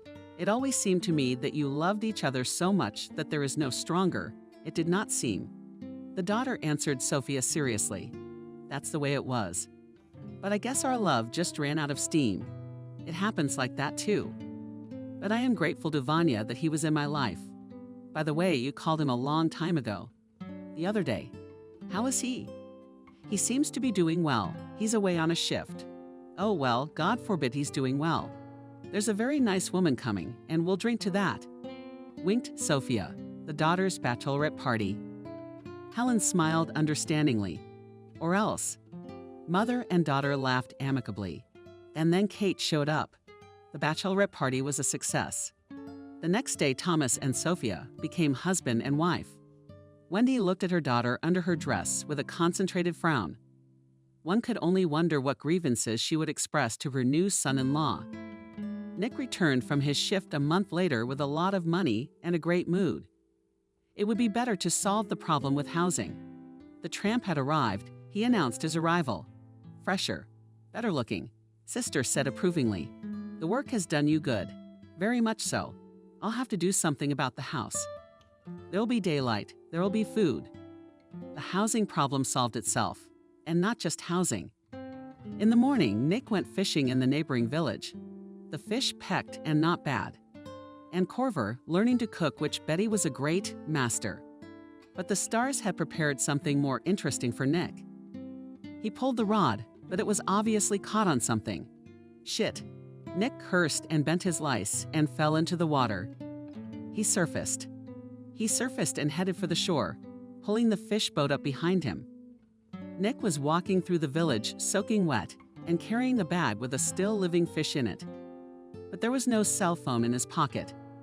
Drowned in the river, and Nick, he heard a woman's voice. What are you doing here? Molly? Nick exclaimed in surprise. Unexpected. Yes, I came to go fishing. In fact, in their meeting, by and large, there was nothing unexpected. He knew that the head teacher had a mother living in the village. And yet, how did you manage to get so far away? Molly asked. The boat overturned. With a smile, he answered. And the former colleagues could not help laughing. That's what the amateur fishermen, said coworkers. And went to my place before the bus is still more than 3 hours.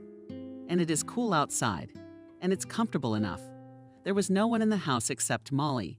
The head teacher gave him a t-shirt and a tracksuit, not forgetting to put the kettle on. I believe your mother lives here too.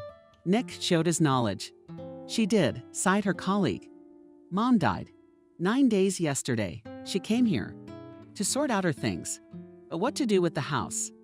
I don't know. My mom was very sick, and just before she left, she gave me a deed of gift. So they're thinking of selling it or keeping it for Ethan.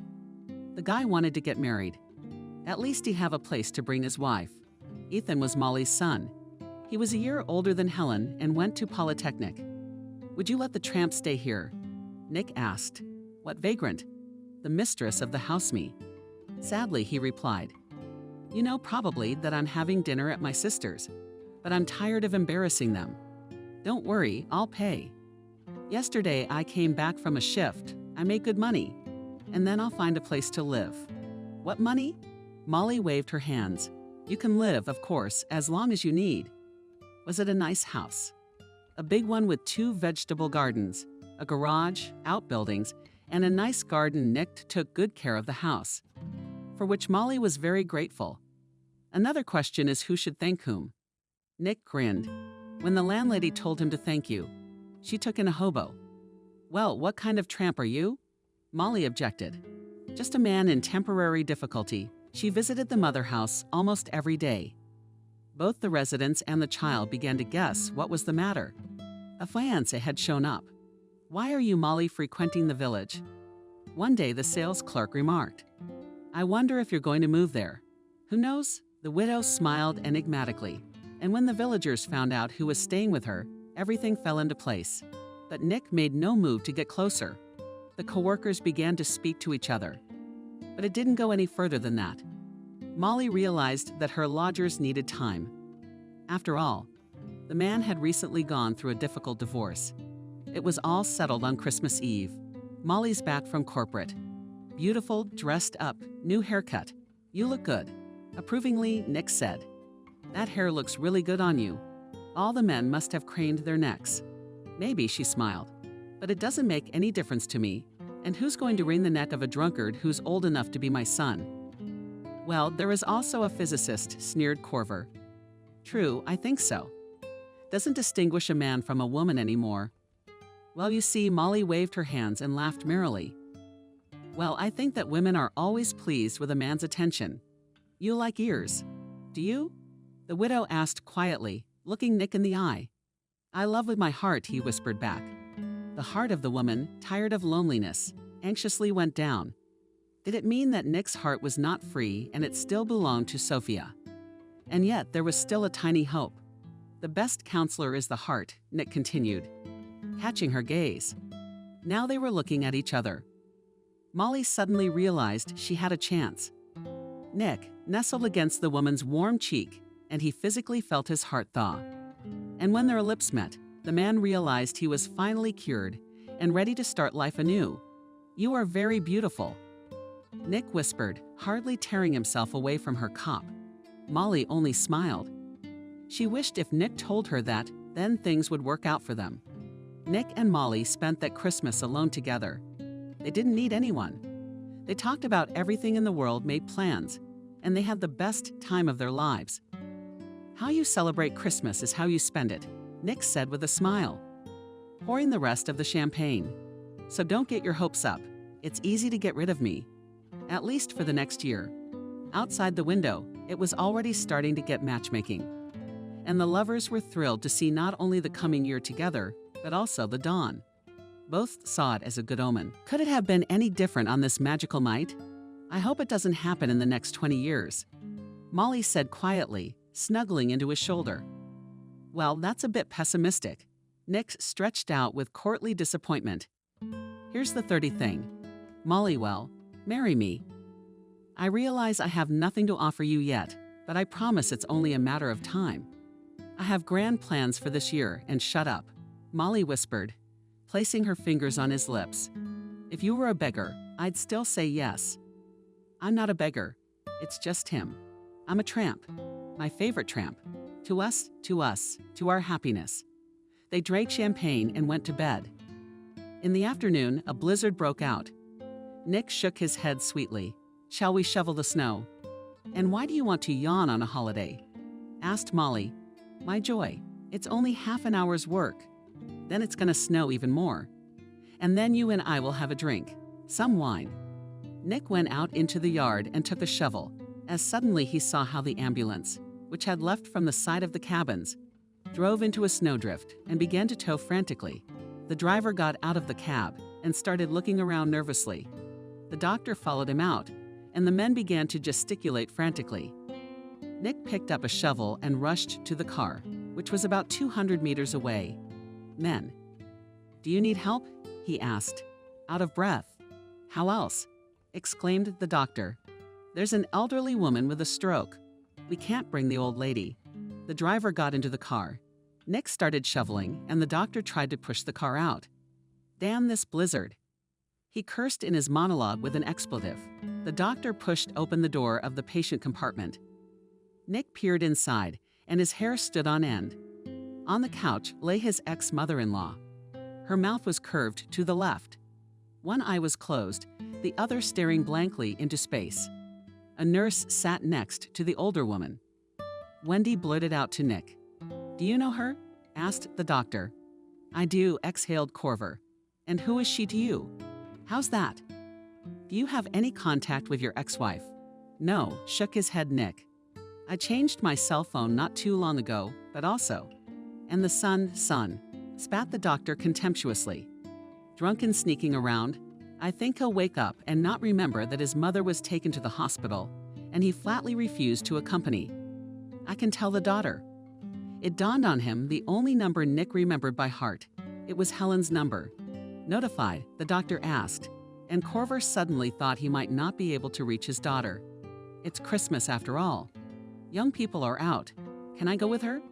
Unexpectedly, Nick volunteered. "Yes, please." The medic shrugged. The driver continued to slip, and the car moved off. "Thanks, buddy," shouted the driver Nick, and the doctor asked if he had changed his mind about accompanying the patient. Fortunately, his cell phone was in his pocket. He told Molly what had happened and asked her to go get a shovel. Nick's fears about Helen were justified. He didn't manage to get through to his daughter until the evening. "God, what a horror," the girl exclaimed. "And Mom is in Thailand with Dad Thomas. They'll be back in a week, but I can come." "Come, daughter, but here's the thing," he hesitated. "Anyway, I'm living in the village now." "What are you doing there?" Helen was stunned. "Daughter, I'll see you later. Write down the address." After talking to her father, Helen was discouraged. What's so strange, though? Her father was able to find a woman and go to her in the village, and they spent Christmas together. This could only make Helen happy. Dad had found the strength to start a new life. He loves, is loved, and as a consequence, is happy. What more could a daughter want? Yes, but Dad said he was living there. Why not at his place? I'll come and see everything with my own eyes. Dad sounds like he's doing well, and if it's as good as I think it is, it's great. With a positive thought, Helen fell asleep. Helen managed to get a ticket only for January 4. The village was almost no different from her native village. Even the store building looked exactly the same as it had with the baby. The house where Helen's father now lived she found quickly. She knocked on the door not boldly and heard a vaguely familiar female voice. "Come in. It's not locked." When the girl entered, she was stunned Molly. Helen exclaimed in surprise when she saw the head teacher. "Yes," Molly said, the woman embarrassed. "That's the way it is. Where's Daddy?" "Is Daddy coming?" There was an awkward pause. "And Helen." Nick shouted joyfully and kissed his daughter on both cheeks. "Daddy is touched," said the girl, hugging her father. "I missed you so much." "Me too," Nick admitted. Tears also appeared in the man's eyes. "But thank God, you are here. And please come to the table. And yes, guys, let's go to the table." Having coped, finally, with indignation, cordially invited Molly. "Dad, Molly, so are you together?" with a smile asked Helen. "Yes," simply replied Nick. "I hope you two are friends." "I'm thrilled," assured her daughter. "I have 4 parents now, you might say. Sorry, stupid joke. But why?" "A silly one that doesn't agree with their father's choice. I, for one, am very pleased." After the first glasses were knocked back and the first hunger was removed, Nick and his daughter started talking about everyday life. "How's Grandma doing?" Helen inquired. "Grandma will now need a nurse and a wheelchair." With a sigh, the father replied. "But even that's not the point. Sashka and his heroines don't want to take Wendy away. And why? Because they're assholes. Nick cut him off. Besides, Uncle, as you know, always liked to drink. What a sick mother. And if his son doesn't need her, what about his Natasha? What kind of horror stories are you telling? Helen shuddered, and this, daughter, is not horrors, but the harsh truth of life, philosophically remarked the father. I hope I don't suffer the same fate in my old age. No, of course not. Wendy was conscious and already knew that if it hadn't been for her ex-son-in-law, there was no telling how things would have ended. For 2 days, my ex-mother-in-law barely spoke about me. I mean, he saved my life. And I'm fine. Wendy? Nick smiled, squeezing her hand. The main thing is that you get better. Where's Sophia? Asked the older woman. And tears appeared in her eyes. She doesn't ask about Sasha. A thought crossed my mind. So she realizes that her son doesn't need her.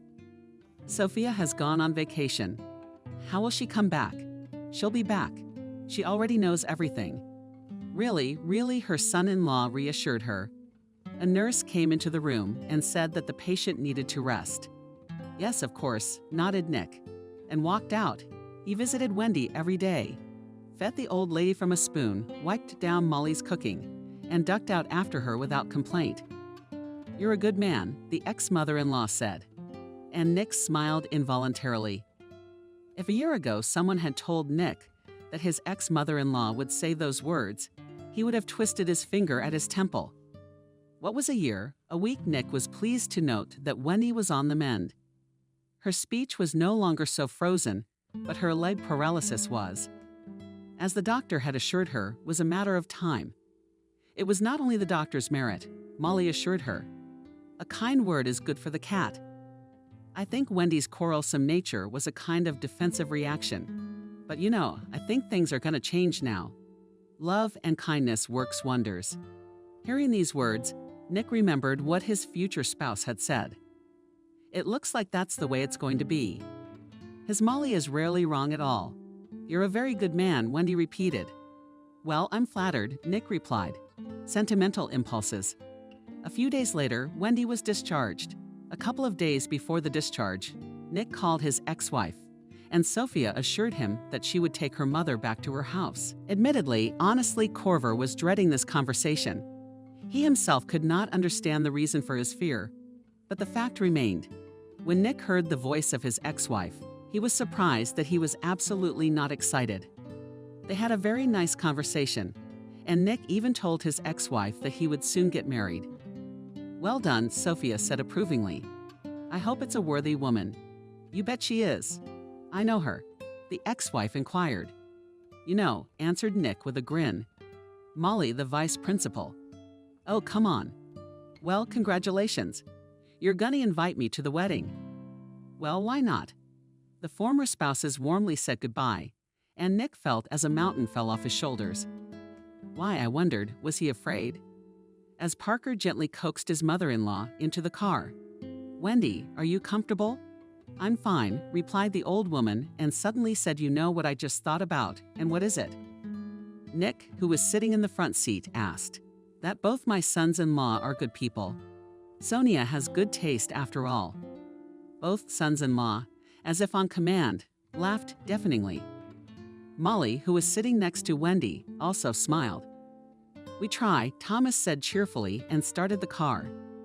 And waiting for her at home were her daughter, granddaughter, and a holiday dinner. 3 years later, a few days before the defense of the diploma, Helen felt indisposed. Everything pointed to the fact that the future journalist is in an interesting position. When the test showed 2 stripes, Helen cried. What are we crying about? He asked. After all, we wanted to get married. So the 3 of us are going to get married. That's all. Are you really happy? I'm really happy. 4 parents. What did Helen jokingly call them? They were happy too. And Wendy had nothing to talk about. So I'm going to be a great grandmother, she smiled. Yes, nodded her daughter. Oh my God, I'm going to be a grandmother. That's so exciting. It's like a baby boom, Nick said when he found out he was going to be a grandfather. A year ago, he became a father for the 2nd time. Almost all the money he earned on his regular shift was spent on Echo. And in the end, Nick and Molly became parents to an adorable little dumpling. So the baby-to-be has an aunt who's only 2 years older than him, or a little less. Nick led the eldest daughter to the altar, where the groom was waiting for her and thought what a lucky man he was. And Sophia, Molly, and Thomas were thinking in unison that one should not be afraid of change. Change isn't always a bad thing. They knew that.